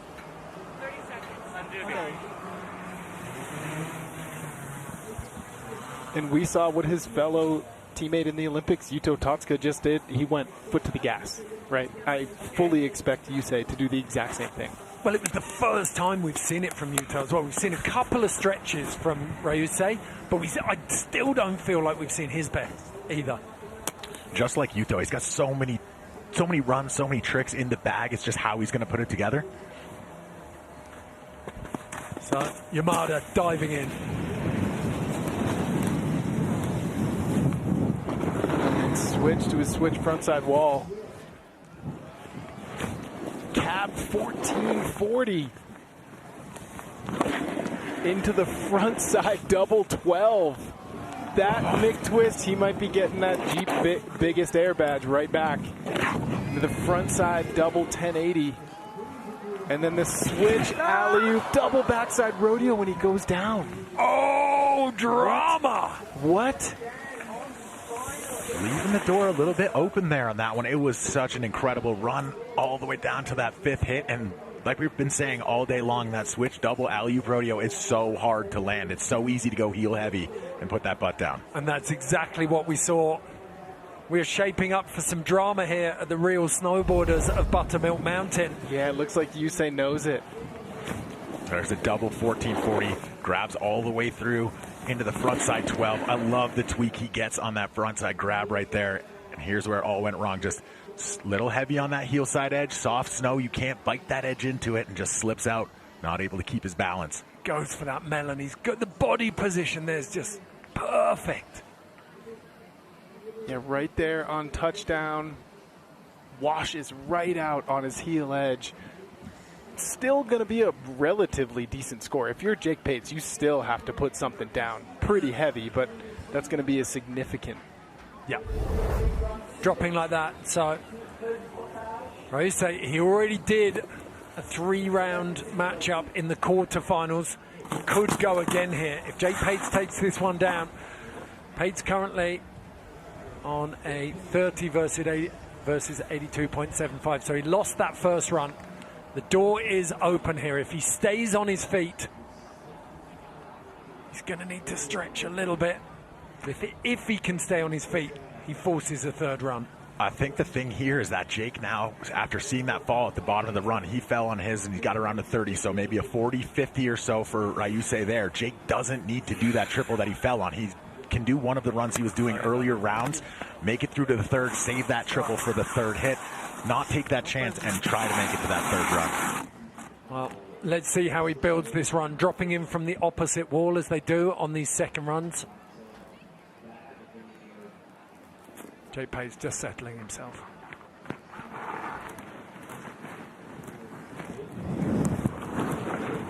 Starting off on his backside wall. That's the double chuck right there. Into the frontside double cork 1080. So cab double cork 1080, so back-to-back double cork 1080s. Frontside 900, Connor, it's kind of coming true here. And there's the backside double 12 from Jake Pates. That's going to be enough to force the 3rd run. Exactly the same run that he used against Lucas Foster. And that it worked so well from there. We know that that's not a stretch for him. And I think that was the run that really lit you up on his consistency today, Connor. Yeah, that for Jake just dropping in that double chuck like we've talked about all day. That trailing arm is just so far out there. He's got the perfect rotation on the double chuck. Check it out right here. Gets the grab all the way through, not grabbing behind his knees. Keeps it calm with the 1080. I can't believe I'm saying that. Gets the double grab on there, and then down at the bottom, going for the front side 900, tail grab all the way through. He needed to put one down. He needed some difficulty. Execution was great, so Jake's forcing that 3rd run here. And this is one of my favorite back double 12s. Gets the mute grab into the tail grab. And just the way he comes around for the landing, he rides away so smooth. And that frontside 900 he did on his second to last hit, that's easily a 12. If he can put down the 14 triple. I mean, the ingredients are there. So we go, you got that 14. If it moves back up, it's 14, 10, 12, 12. It's a big run. I would imagine he'll go back to his first run, hit that switch switch backside double 10 first, and then we'll see him try and take off from there. Maybe front 12 into the double. That's the one hole in the run, is that he doesn't have a switch backside spin in there. But it's an easy win, 74 versus 51. Jake Pates gets the job done. And now he forces that 3rd and final run against Ryusei Yamada. We'll be back after this very quick break. When we return, we will have that deciding semi-final to find out who will join Yuto Totsuka in the final.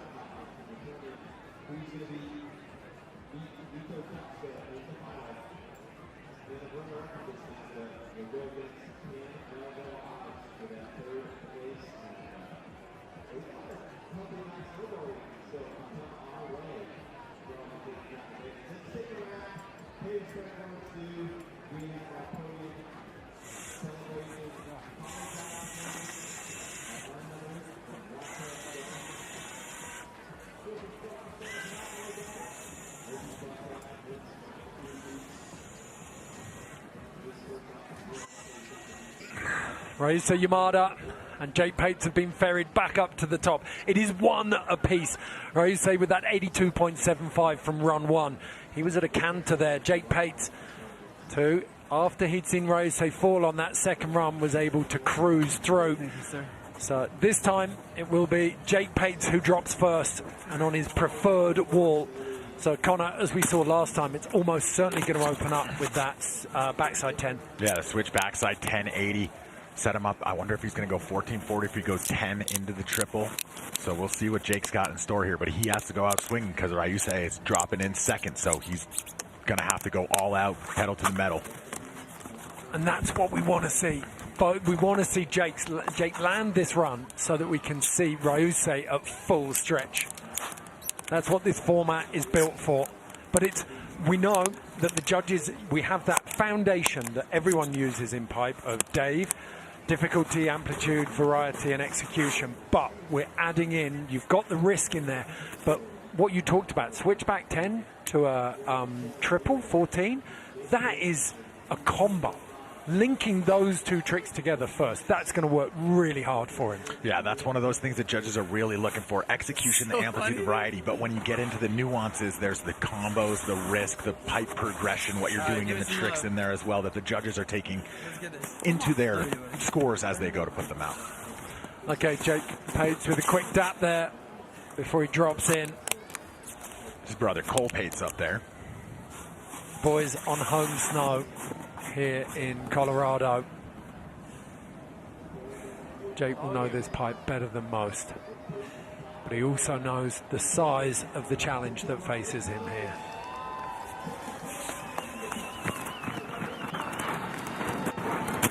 Jake Pates dropping in. Moves on over to switch stance. Switch double cork backside 10. Into the double cork backside 12. Here comes the triple. Front side 1440 triple cork. The same result on the same trick on run number 2. Just a tiny bit too low. Not enough rip on it, unfortunately. You could see as he came out of the 1260, the backside 12 there, got the tail grab a little bit late, landed a little bit lower in the transition, and then still went for it. He knew he needed it for that to take out Ryusei, but unfortunately just not enough amplitude to get the board back under his body. So Jake Pates, near perfect through qualifying, last chance qualifier and the quarterfinals. Oh, so close. Heartbreaking there, but you get the impression that Jake's ridden so far above his expectations for this competition. He's really enjoyed himself and confidence is fully restored now.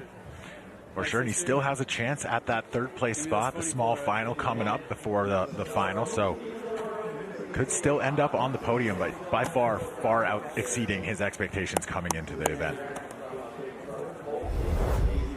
Yeah, Jake has just been riding out of his mind. It's been such a pleasure to watch from afar his journey, his success, everything he's accomplished this season. So the pressure is off. Ryusei Yamada has just had the Jeep Big Air badge stolen off him again by Yuto Totsuka.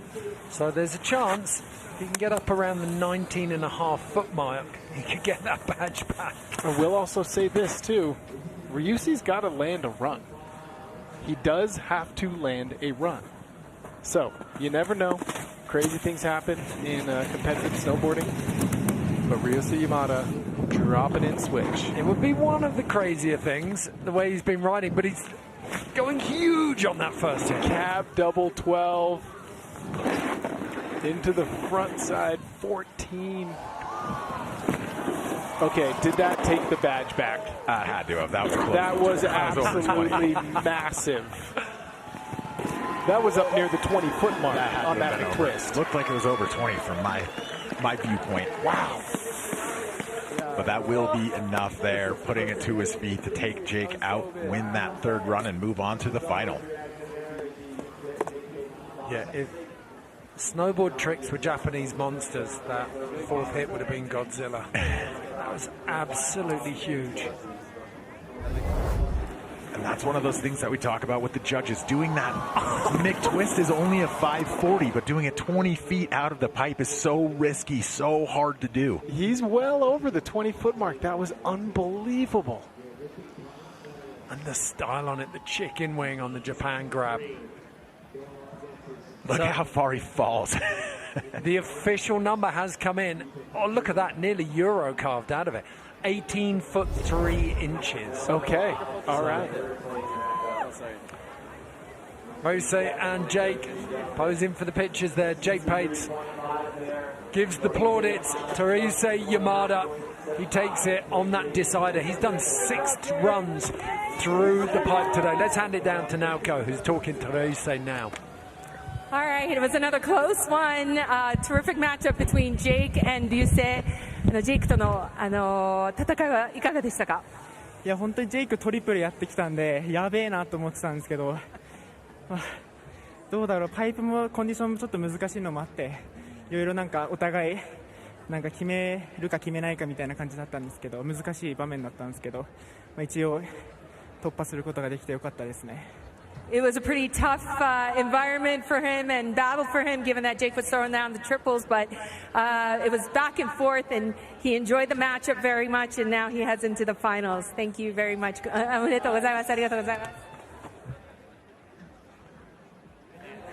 す。 So let's take a look at the confirmation of these. So Cam Melville's unable to take down Yuto Totsuka.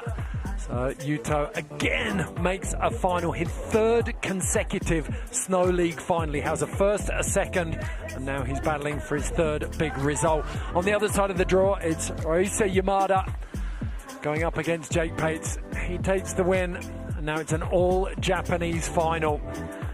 The Master versus the Apprentice. Here's Yuto absolutely coasting through this drunk driver 1440.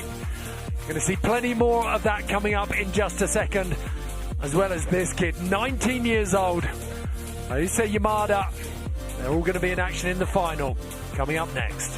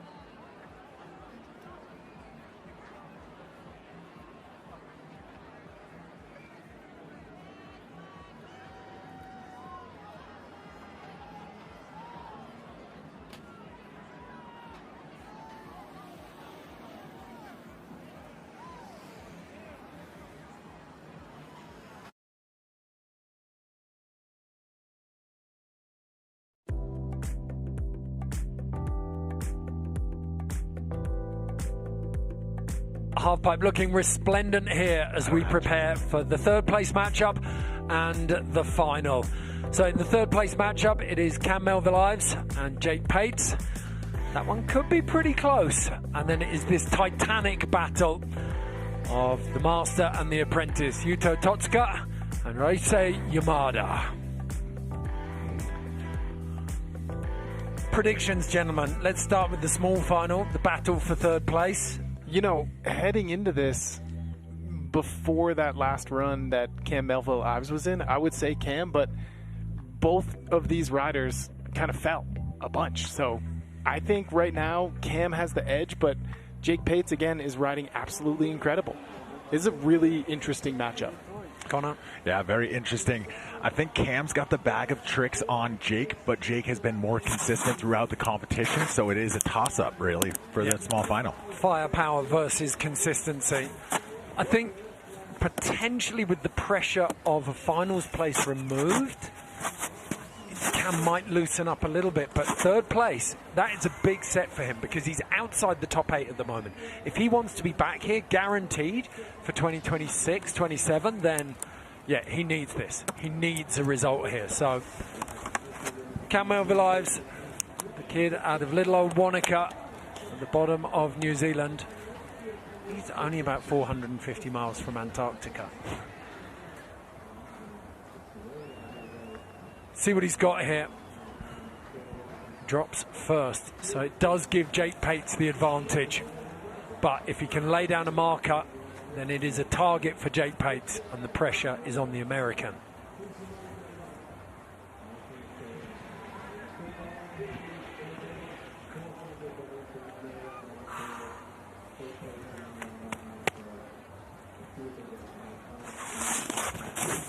Drop an in switch.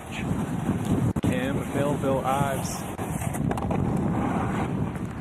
fighting for third place. Kicking things off with a cab triple cork 1440. He puts it down into the alley-oop double backside rodeo. And that was behemoth. There's the double back 12. Frontside triple cork 1440 and washes out right on the exit of that trick. Put it to his feet, washed out on the heels. You can see the disappointment from Cam at the bottom of that run, but everything up top was so huge, so sick from Cam. It felt like that one was locked in. It really felt like it was in the stars that he was going to pull through. He was so smooth between the tricks. There's something about half-pipe runs, especially as the contest evolves and gets later in the match. You feel the momentum building, and I felt that with Cam. Yeah, as soon as he put the triple down, it felt like he kind of uncorked the run and just was letting loose here. And then the frontside triple, and it looks like he had it. I don't know what really went wrong. Take a closer look at it. Gets the truck driver on there. And this is the critical part, right here. It looked like he had it. He just slipped out on that switch edge. And his reaction says it all. It was right there, he could touch it. It just slipped through his fingers on the final hit. So it's going to take 2 landed runs now for Cam Melville-Ives to fight back from this. Although you said it, and rightly so, T-Bird, he's put it all the way down to the 4th hit there. Like, Jake can pull out that very he could even drop him from the opposite wall. Get rid of that soft run here. Absolutely. And it looks like he's going to do that. Come on. Instead of opening up with the switch backside 10 to double 12. So, 3rd place at stake here. Spot on the podium would go down very, very well with this buttermilk crowd. All right, here goes Jake Pates trying to continue this streak. Double chuck on the first backside wall into the frontside double cork 1080. So back-to-back 10s from Jake Pates. Frontside 9 tail grab into the backside 900. There it is. I mean, that's a clinic right there. He knew exactly what needed to be done. Kept it mellow. I know that didn't look mellow, but for Jake Pates, that is mellow. Put a good score on the board. Take this run. Couple of tiny execution errors. He landed and redirected off the end of the cab 10, and the last hit was a little bit low. But you can't see him being docked more than Cam's being docked. So. No, not with the full bail that Cam's got down at the bottom. Even though the tricks were more difficult and he had a bigger amplitude, less instabilities up top, Cam with that full fall, that is really going to hurt his score. And Jake, he may miss out on the technicality. The difficulty is execution, a little bit wavy there, but it's going to be enough to put him into that top or take that first run. And let's not forget, he's been so smart here. Brilliant tactical riding to use his weaker wall on his first hit. He drops first now on the second run, but with his strongest run at his disposal. And he's new to Snow League. I mean, that's so much information that you have to absorb and fully comprehend, let alone then put into action. So big smiles at the bottom there. Jake and Cam lining this one up. So Jake takes it, but not by the margin you would have expected. Only, 7.3 difference there. 62.2 for Jake Pates, 54.5 for Cam Melville-Ives. Oh, some shouts coming from the crowd. Cam, you got this, man. Okay, first run of our final. This one is a titanic battle. 1st and 4th place in the overall standings. If Raisa Yamada can do the unthinkable here and take down Yuto Totsuka, he will close that gap and push the championship overall standings to that final stop in Larks. If he can't keep hold of him, then Yuto Totsuka could stretch an unassailable lead, or at least go into Larks with all of the confidence. So, Risa Yamada, the #1 seed, he will drop second here. First time Yuto has felt the sting of dropping first in the first run. Yuto Totsuka, can he win twice here in Aspen? Yes. Yes. I almost said oh no. Of Yunding, China. So the competition, Snow League in December 2025. These two, Ayumu and Yuto agreed to do this, a single trick. And they've agreed what this trick should be. And it's almost certainly the switch backside double rodeo alley-oop 900. Here we go. Switch, alley-oop, double backside rodeo. Little bobble there. Now, okay, Connor. Saying it doesn't count. But do you see how big that was? Oh my life! You're making your money on these runs, Connor, because you get to dissect one single trick. This is where it really comes down into the fine minutia of the tricks. I love the way he dropped in and let us all think that it was happening. No, it's not happening. They're in the finals. Here we go. Unbelievable. Yamada, single hit. This is Yuto replay. Oh, it's a replay. Yeah. Heavy on the heels. Yep. Heavy on the heels. Under-rotated, but look at the amplitude he's able to get with the straight switch drop in. That is incredible. This is unbelievable. First run of finals at event 3 of the Snow League. It's a one-hit off. Unbelievable. They told us in the press conference that they would do it if they had the chance. We just didn't know it was going to be in finals. He did so well to hold on to that. That was not easy. Oh, Sean's reaction up there as well. I lip-read the woman next to him saying, "What was that?" I think that was his sister Carrie up there with him. Okay. We know what's coming. Well, if sportsmanship is still intact, we know what's coming. I say could quite easily dive into this and just take a full run, but these two very good friends. I mean, this is the beauty of that format, though, right? This is the epitome of a pressure cooker, yet these two athletes have given it like a fun feel, right? They agree to do one hit, see who's better. They're going to take one run, and then on the second runs, we're going to see an all-out blitz. I doubt we're going to see a format change mid-championship, but I think they're telling the judges, Sean and everyone else at Snow League, what a format that they would like to see. Maybe you have a one-hit round. Okay, right, so Yamada firing up that packed crowd at the bottom of the pipe here in Buttermilk. Switch, alley-oop, double rodeo 9. One-hit wonder. Wow. Unbelievable. That was clean. Connor Manning on the call. Don't give us a score. Give us. Oh, Ryusei took that one for sure. Super clean, just as big as Yuto's. But here's the thing. That's one run. Even though it was one hit, that counts as one run. So Ryusei's going to come out on top. Yuto's going to drop second. Ryusei's going to have to put down his run to try and take away the first place. Maybe there's another trick that they can agree on. Then they'll just go single hits. Maybe we'll have a 3-hit final. Unbelievable consistency on a trick that technical from both of them. Imagine dropping into a pipe like that, switch. Yeah, and then doing a switch double alley-oop rodeo 9. If you ever go to a resort where they've got a pipe this size, 22 foot deep, go and ride up on the deck. Just ride along the deck, switch, and then think about dropping in. Unless you've got some stickers on your board, I guarantee you're not that keen on it. Tina and I had to side slip it this morning after our hit, and it was the scariest thing I've done on a snowboard in 4 years. Okay, all smiles down at the bottom of the pipe here after the first run of finals, waiting for the scores. Yeah! It is Ayumu Yamada on 29, Yuto Totsuka on 22.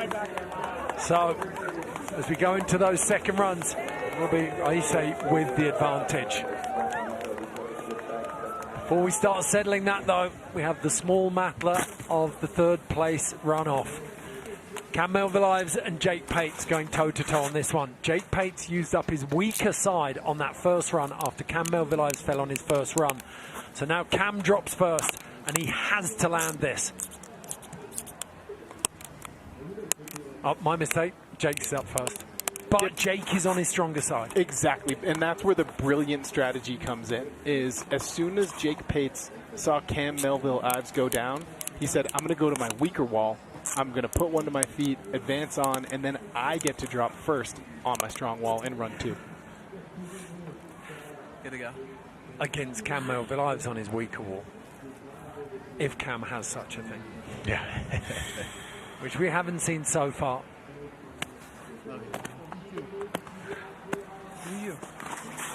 So the man from Eagle, Colorado, who's rediscovered his love of competing, going from strength to strength here at the 3rd stop of 4 in this championship of Snow League. Let's go. Give that switch backside 10 to open. Jake Pates, there it is, the switch double cork backside 1080 into the double back 12, double grab on that. Frontside triple cork 1440, he puts it down. Into the cab double cork 1080. 9 to 12 here? Yes. 9 to 12, little bobble. So close. He rode it out, little bit of a bobble. That was the best run I've seen from Jake Pates here in Aspen. That is the best run I've ever seen Jake Pates land in his entire life. And to put it down in the final, this is where that strategy came in that you and T-Bird and Ed, you were talking about. Stronger wall, able to put a run down. But how much of a deduction are we looking at? Well, take a look. It's a hard edge, but it's not going to be more than a couple points because everything else is so on point. It's the final hit, and he doesn't put anything to the ground. It's just a hard edge out. Okay, we'd seen an 89 for Jake's previously, and we're using a different judging scale today for finals, but this could be worth high 80s. I need to see this last hit. I got to get a slow-mo replay of this landing in this ride out. He missed the... Oh, he did get the grab in the end. Okay, here it is. Oh, a little bit of a hand down there, but it's not. It's going to be close. It's really going to depend on what the judges see that as holding his weight up, or if it's a compression hit and he's still on his board for how much that would be deducted. There's daylight under the tail and he's on his elbow. I don't think it bodes well for him, but we'll see. Cam has struggled to land a run. That's what I was going to say. Don't forget, Cam still has to land a pretty solid run.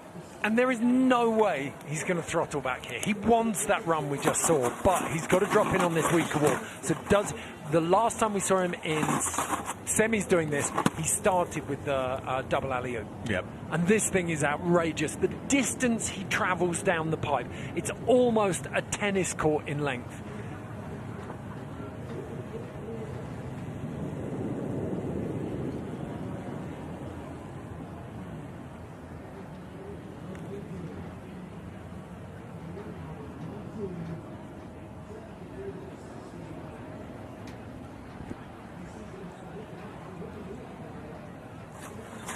So Cam took his time there, settling himself. Cam Melville-Ives dropping in, trying to get 3rd place here at Event 3 of the Snow League Aspen. Double alley-oop backside rodeo into the backside 12. Best one he's done today. There's the frontside triple cork 1440, puts it down. Switch alley-oop double backside rodeo. This is going to be 2 execution errors, 1 for each rider.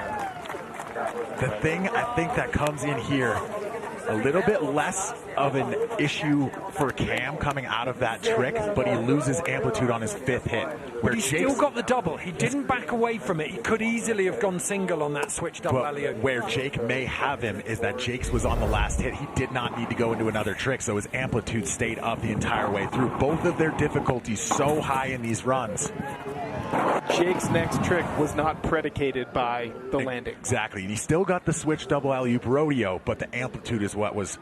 You've got 2 alley-oops and no switch backside spin for Cam, though. Even though it's a forwards alley-oop and a switch alley-oop, the hands aren't on the floor. I think he did get a little bit of a butt check there, so similar to Matty Mastro in stop 1. And he's got a handful of his thigh as well. puts it down and the amplitude's lower. So I'm glad to be in the broadcast booth and not in the judges booth right now. I love the fact that his last trick's in there as well. That claim for the judges, letting them know. Very, very close one. Watch that scoreboard down in the bottom left-hand corner. I'm edging this one for Jake, I think.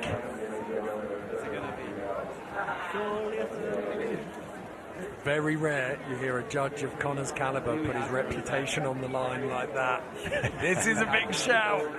So if Cam Melville-Ives takes this, they will go straight back up to the top, and the deciding run will come in before the finals between Yuto Totsuka and Raisa Yamada. But the judges taking their time on this one. We always say, the longer they take, the better the news. But in a head-to-head format, it's always bad news for someone. And they are just comparing those instabilities right now, talking about which one was a little bit worse, but then what also affected the rest of the run, like we were talking about, the lower amplitude on the 5th hit for Cam. Cam Melville-Ives takes it by 3.5 points. They will go to a deciding run.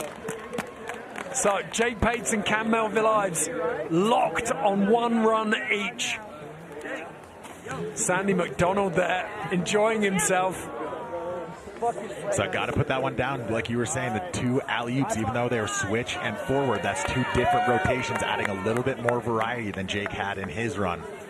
So I think that might be what got Cam just above to force that 3rd run. So Connor, just to give the audience a little insight into the judges booth, they're stenoing, right? They're taking notes every single hit. What is the conversation like in a situation like what we just saw? Is it a bit of a panel? It's a full panel. So you have 6 scoring judges in there with a head judge who's kind of watching over scores, making sure everyone's in the same range and on the same scoring of their points. So what they're talking about is someone may have thought that Jake's instability wasn't as bad as maybe Cam's was on his 4th hit, and they're talking that over. And when it comes down to it, at the end of the day, you're there as a judge. You're subjectively putting in what you think it should be, and sometimes you've got to put in your score and just let the math work. Otherwise, you'd be sitting there. We could be talking about who was better all day long. Sometimes you just got to put that score in, let the math do the work. Okay, one question here. It's my first go at this. Can they each choose which wall they drop in on? Yes. Right, so we're going to see strongest wall versus strongest wall. I do think that plays towards Cam Melville-Ives on this 3rd and final run. I think it does with the difficulty Cam was showing on his stronger wall. But again, we saw his stronger run in the 1st run. He wasn't able to put that triple down at the bottom, so there is always that chance. We'll see as we get to it. Okay, we're going to take a little look now at the slow-mos of both of those instabilities so we can compare and contrast them. So Jake coming in on that, I think it was frontside 1260, wasn't it? Yep. And then Cam Melville-Ives dropping just the landing of his last triple cork. So this is the front 12 from Jake. There's the forearm down right there. Yep. And it was a bounce. It does look like that held his weight. Yep. That was not just a bounce off the snow. And another thing that I totally forgot about on Jake's, remember we were talking about him just missing that grab and getting it a little bit late. That's an execution. So is this a butt check or does he hold it up? I don't think there's any way. That's so close, but yeah. I think he holds it up. Yeah, me too. Yeah. That kid's been doing his squats. I want to see Jake one more time. I think what it came down to with Jake is he actually put weight on it. It held his body up. Yeah, you can see slightly. Yeah, you could actually see the skid of snow fly out from under his forearm. Whereas kind of Cam made it out on his own power. Okay, these two absolutely exhausted, being sent for a final 3rd run right at the end of this day. And all the while, Yuto Totsuka and Raisa Yamada sat up there waiting to drop. We were going for round 3 for 1 and 2. Yeah, that would have been insane. So Jake Pates will have the final say. Cam Melville-Ives will be dropping first. Oh, what about now? Talk about a pressure cooker for Cam Melville-Ives. The one thing this kid has in an almost infinite source is energy. And I would say, at 19 years old, I'm starting to think that this could be his time. He could put this down. Like You can see he's still smiling, he's still full of beans. Although, you've got all of that adrenaline, the energy that you get from home snow for Jake Pates here. Mitch Brown talking about that front shoulder on the 14. Get that down, get it into the transition. Yeah, good luck, boss. You got this. Camaraderie up here. Cam Melville-Ives, the meet in the first ever and all Antipodean podium sandwich at the Larks Open this year. He was flanked by Scotty James took first, Cam Melville-Ives in second, and Valentino Gazzelli in third. That's right. I think it's not just park and pipe. It was across absolutely every World Cup ever. So, sign that the Australians and the Kiwis are coming in the pipe. There's so much talent coming out of those two places. One run each. This is the decider for third place. Cam Melville-Ives and Jake Pates going toe-to-toe in a fantastic battle. A proper dogfight out here in the skies over buttermilk.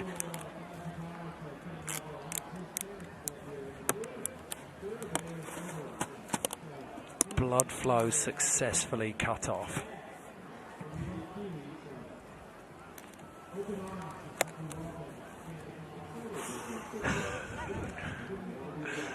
Love that. His assistant just hands it. I mean, this right here speaks to what a marathon one single snow league event is. It's so much half-pipe riding. All day qualifying yesterday, and then all day riding today. Little bump from Mitch Brown. Cam Melville-Ives visualizing this run. 99% sure he's going to kick off with this cab triple cork 1440. And then when he combos that into as well, the alley-oop double rodeo is just such an incredible combo if he's able to put both of those down. But the alley-oop double rodeo is what he's been having a little bit of trouble on here on that icier wall.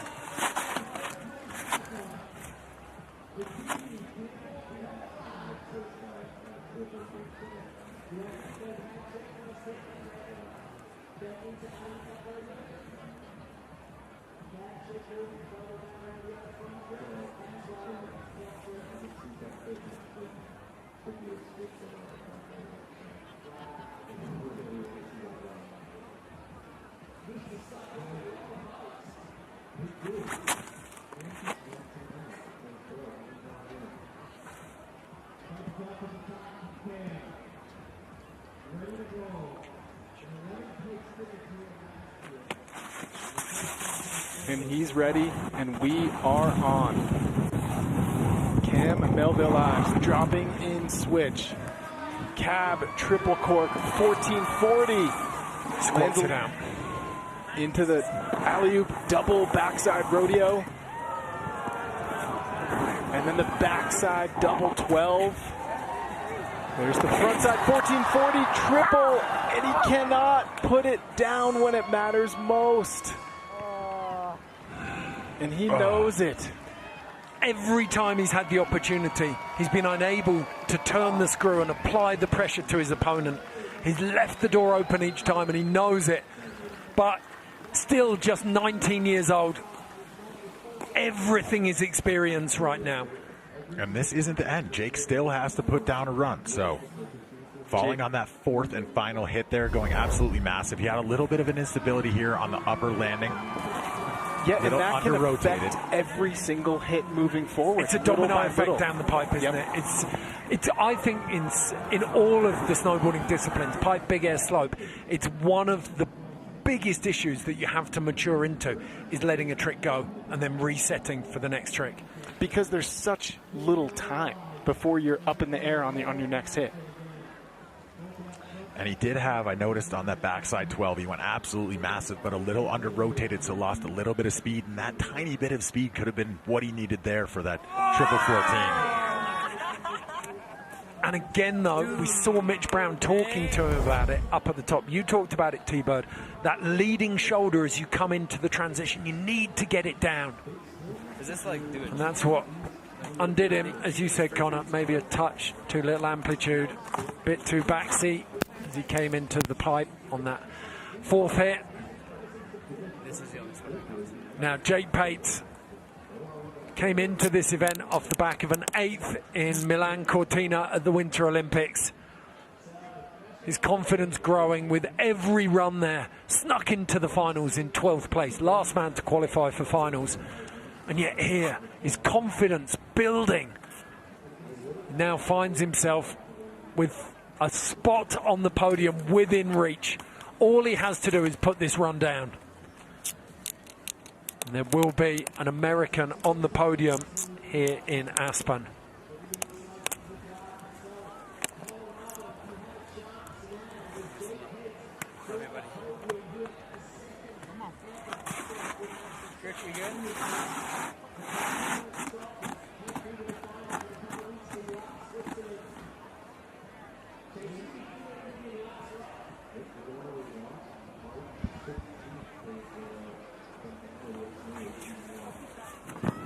There was purpose as he sets off. Jake Pates dropping in. First hit backside wall. There's the double Michael Chuck. Into the front side, double cork 1080. He's got to put one to his feet. Cab double cork 1080. Into the front side 900. Okay, so holding back just a little bit.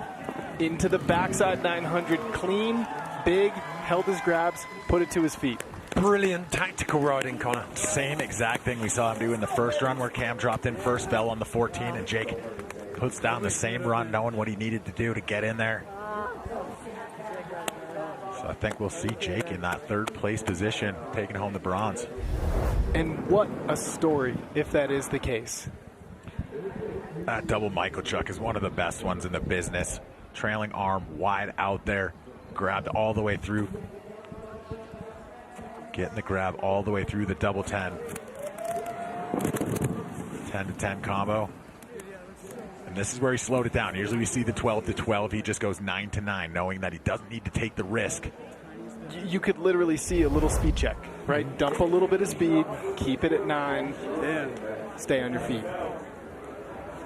So scores are in. It is a 62.7 for Jake Pates ahead of Cam Melville's 49.7. Confirmation that the Coloradan will take 3rd place on the podium. It is a huge result for him. And let's not diminish the achievement of Cam Melville's either. Now talking to Jake Pates now. All right, congratulations, Jake. A 3rd place finish in your first ever Snow League event. How does that sound? My mind is blown. This is so amazing. And today was not an easy day. This is a lot of snowboarding. I was definitely joking around before this, saying I should have worked on my cardio a bit more. But, man, I'm so grateful to be here. Crowd's been insane, and, yeah, it's just been such a wild ride. The boys are ripping, so I'm really happy to end up on the podium and just be here. This is great. So. And what do you think about the format and the ability to put in so many runs in one day? Honestly, I really love it. I think it's really fun. It adds a bunch of strategy. It adds a bunch of different variables into this. So you got to be thinking, and you got to be boarding. And your joy, your confidence since the Olympics, how much has that grown? It's grown a lot. It's been a wild ride just for me to get back on my board this year, and I'm really grateful. So, thank you. Yeah. Congratulations, Jake. Thank you so much. So good to hear. Like, there was so much competition for that Olympic spot for Jake Pates, but he built that confidence, he built the run, and as you said, Connor, we saw in that second run, one of the best runs we've ever seen from Jake Pates. Yeah, putting down something I've never seen him put down in a full run.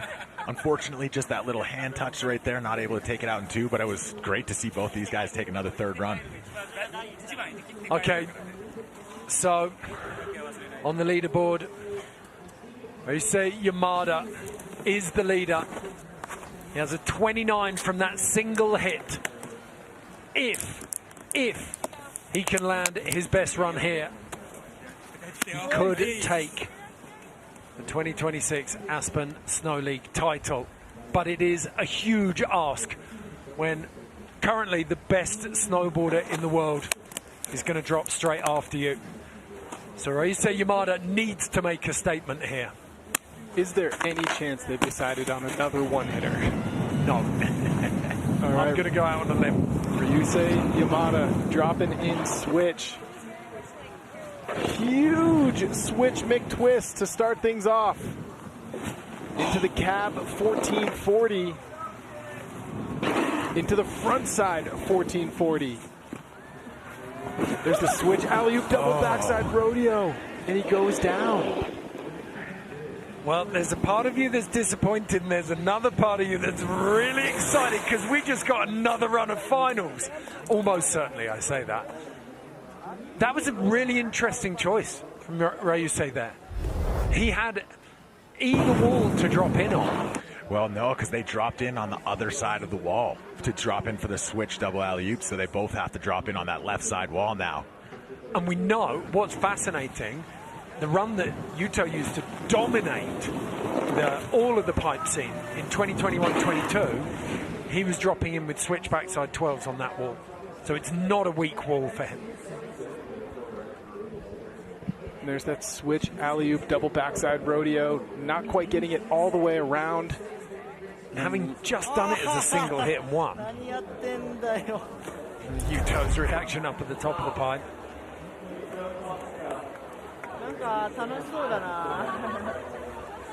We need Naoka for that. Pretty sure he said, now I'm in trouble. Can Yuto push it to a third run?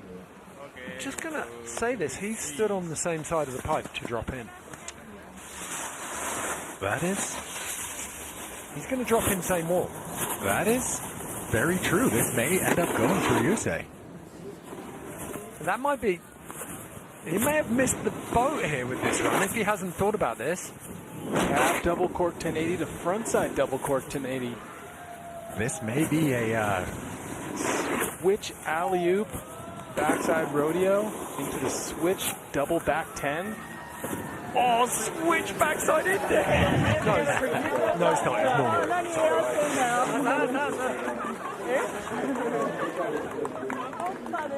Well, it may not be. If you double faulted on your run. Yeah, we'll have to see what goes on here. Because that was dropping in from the same side. I've just had it through from the judges. Do you remember at the top of his run? He rode in on the other wall and then popped out. Oh, yes. He dropped in on his first run. He dropped in and then popped out. That is true. Even, this is next level brains. Yuto absolutely bossing this format right now. He's played he's played me for a chump. Me for a chump as well. We were all saying that. But yeah. Very, very smart. And what it means, we now get, after a great display of snowboarding from both of them, we now get a single run showdown. On their best wall. One run for all of it. Woohoo! Yuto's out here playing 4D chess. Yeah, he's about 4 steps ahead of all of us. Love that. So, both Ryusei and Yuto up the top. We'll take the scores and we'll be blasting up the top on the snowmobiles. So 52-32. So it's one apiece. A little bit of foreplay from the boys there. And now we get down to business. Kaishu Hirano just on the fence there, talking through them.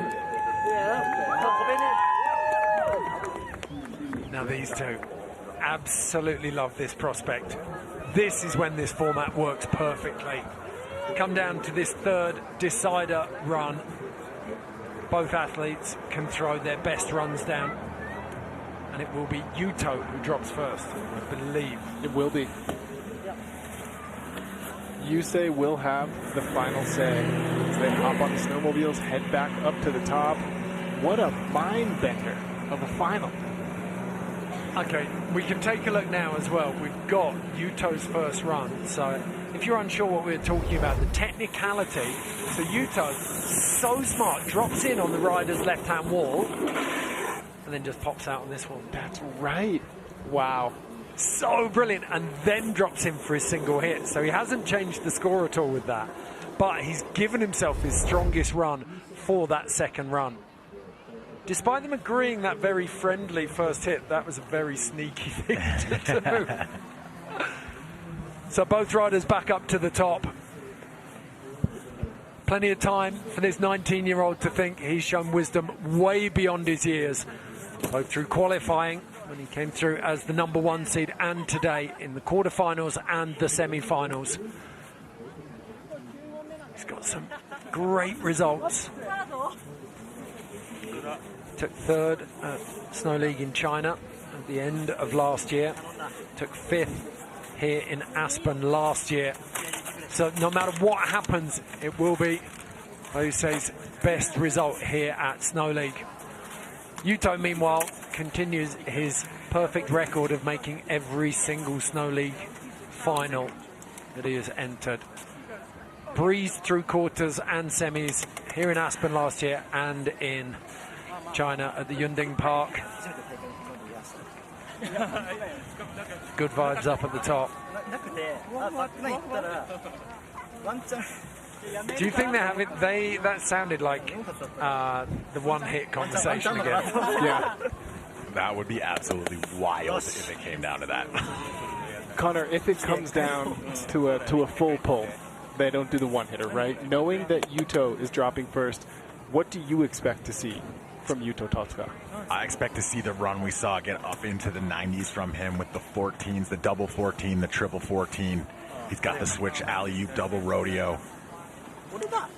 He does have, we've only seen it once in competition, but he does have that frontside double cork 16 that he could upgrade his 12 from. It is on the shady wall, but do you think this pipe is ready for it? Yes, I do. I think the pipe is ready for it. It's where it's going to fall in his run down at the bottom. And then we've seen so many riders on that lower section of the pipe have issues on the lower portion of that frontside wall. Yeah. Okay, we can take a quick look back as these guys get ready at the highlights from run one. So these were the single hits. A tacit agreement between the riders just to do the same trick, a single hit at the bottom of the pipe.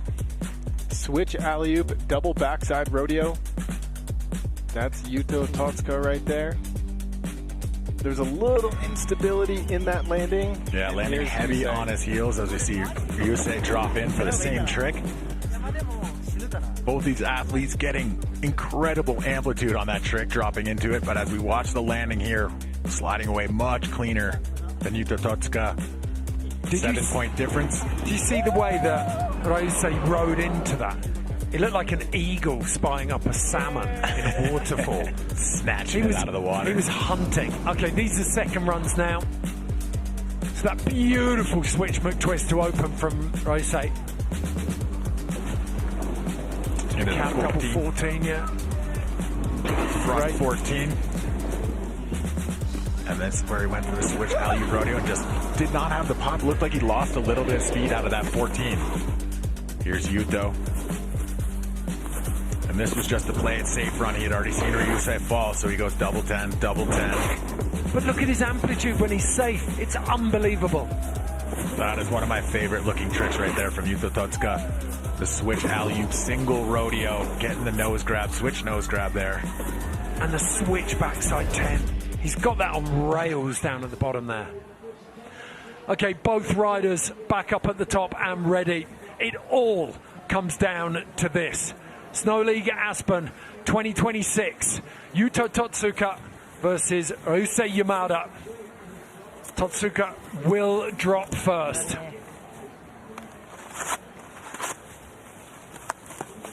He is the newly minted Olympic champion from Milano Cortina. He has the chance here to cement his dominance on the 2026 half-pipe season. He won't be out of sight, he won't be uncatchable, but the Snow League Championship that will be decided in a couple of weeks' time in Lark, Switzerland, will be much, much easier if he can take the 100 points for the win here. Will need to be something very, very special, though. And actually, if Ryusei is able to take the win here, he'll get an extra 5 points towards going after Yuto. This is what it's all about. For all the glory, Yuto Totsuka. Cap 14, Into the front side 14, and he goes down on He was going the second 16. hit. I think he was going 16 there.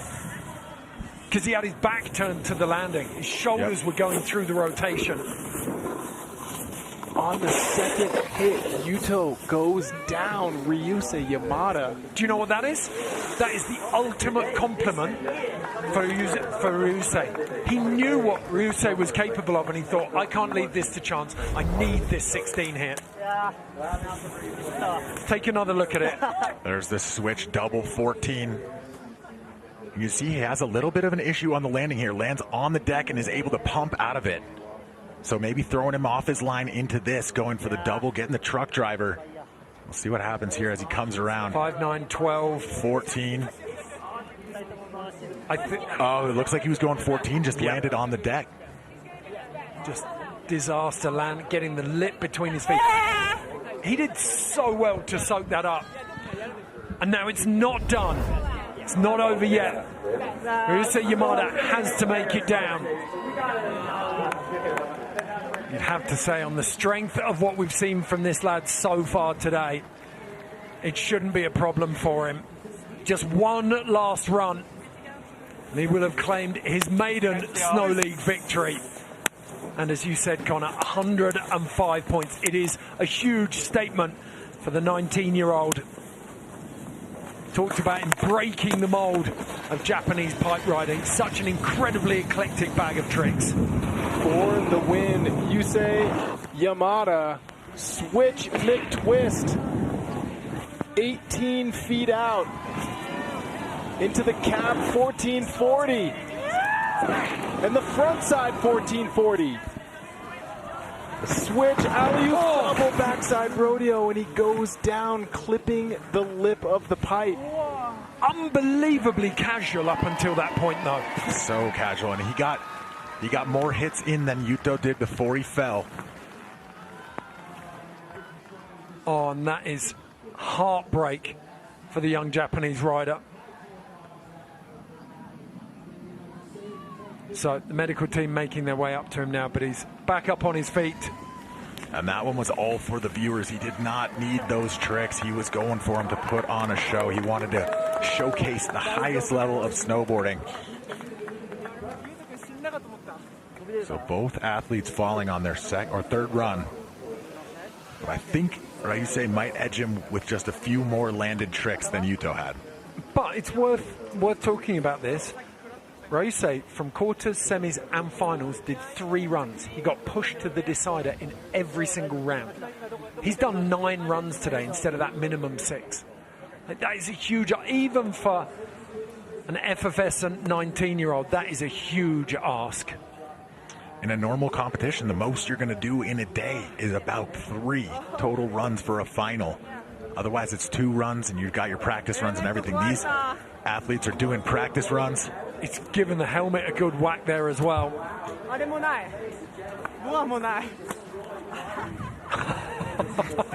So pleased to see Ryusei up and smiling after that slam. Never ever want to see that. Saw a couple of big ones yesterday, Ayumu Hirano and Shuichiro Shigeno. So maybe not the victory lap he was looking for, but we will get judges' scores on these.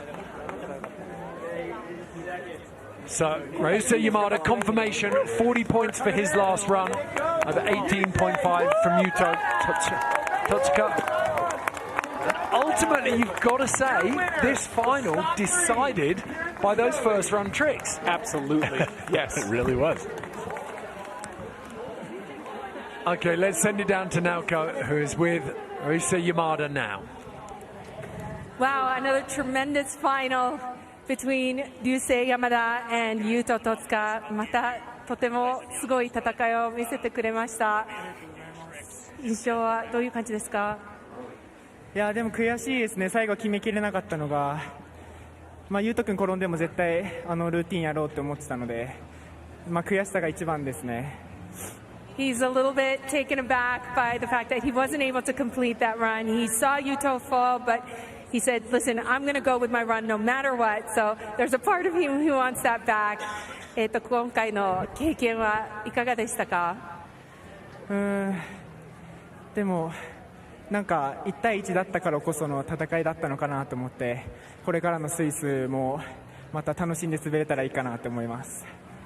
He's looking forward to more competitions like this, the one-on-one format, and also being able to enjoy the competition. We got to ask him about the one trick, one hit run here. ユウト君との一発で決めるラン、それについてちょっと一言お願いします。今シーズンの中国でもう同じことやって。ユウト君に負けてたんで、今回リベンジできてよかったです。He said we did the same thing in China, and because Yuto won that one, he was happy to be able to avenge that loss and get the win here today. Snow League, first ever championship for you in this event.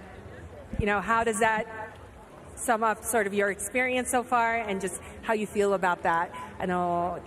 勝利について一言。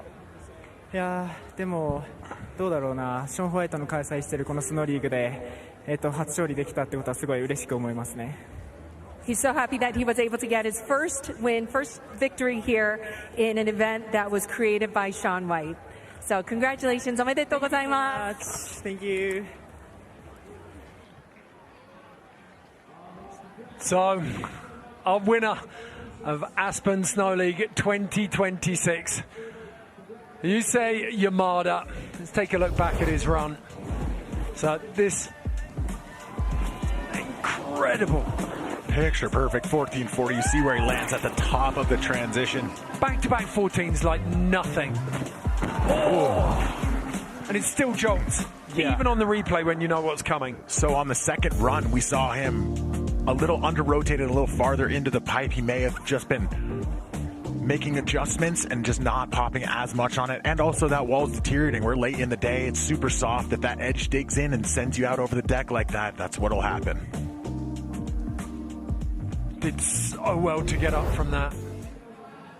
Smashed his helmet. So we're getting the wreath presentation down at the bottom of the pipe here.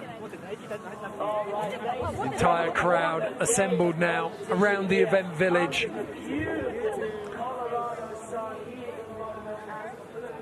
I can promise you that party is going to kick off the moment those wreaths have been placed. It has been a long day of riding here. All of these riders, all of the crew, ready to let loose and celebrate an incredible day of snowboarding. Let's take a look at the overall standings now after this third event of four. So Ayumu Hirano slipping out of second. Taking its place is Ryusei Yamada. He moves up into second. Yuto Totsuka with that 270 points, looking imperious. It will mean that it's probably got to go out in the quarterfinals in Larks to give anyone else a shot. But if today has taught us anything, it's that we have so much strength and depth in both men's and women's halfpipe riding at the moment. So Jake Pates taking the wreath for third place on home snow here in Colorado. Yuto Totsuka taking second, his second of the season. But with his first win at Snow League, straight off the back of a bronze in Milan Cortina at the Olympics, it is the 19-year-old Japanese rider, Yusei Yamada. And what a win for Yusei Yamada to come out of the Olympics with a bronze medal and solidify yourself as one of the best halfpipe athletes on planet Earth. I'm stoked for him. Phenomenal achievement. We're going to take a quick break. When we come back, though, we'll be rounding up what we've seen here today and looking forward to the Larks finale of Snow League 2026. This man, Yusei Yamada, will be in action, going toe-to-toe again with Yuto Totsuka.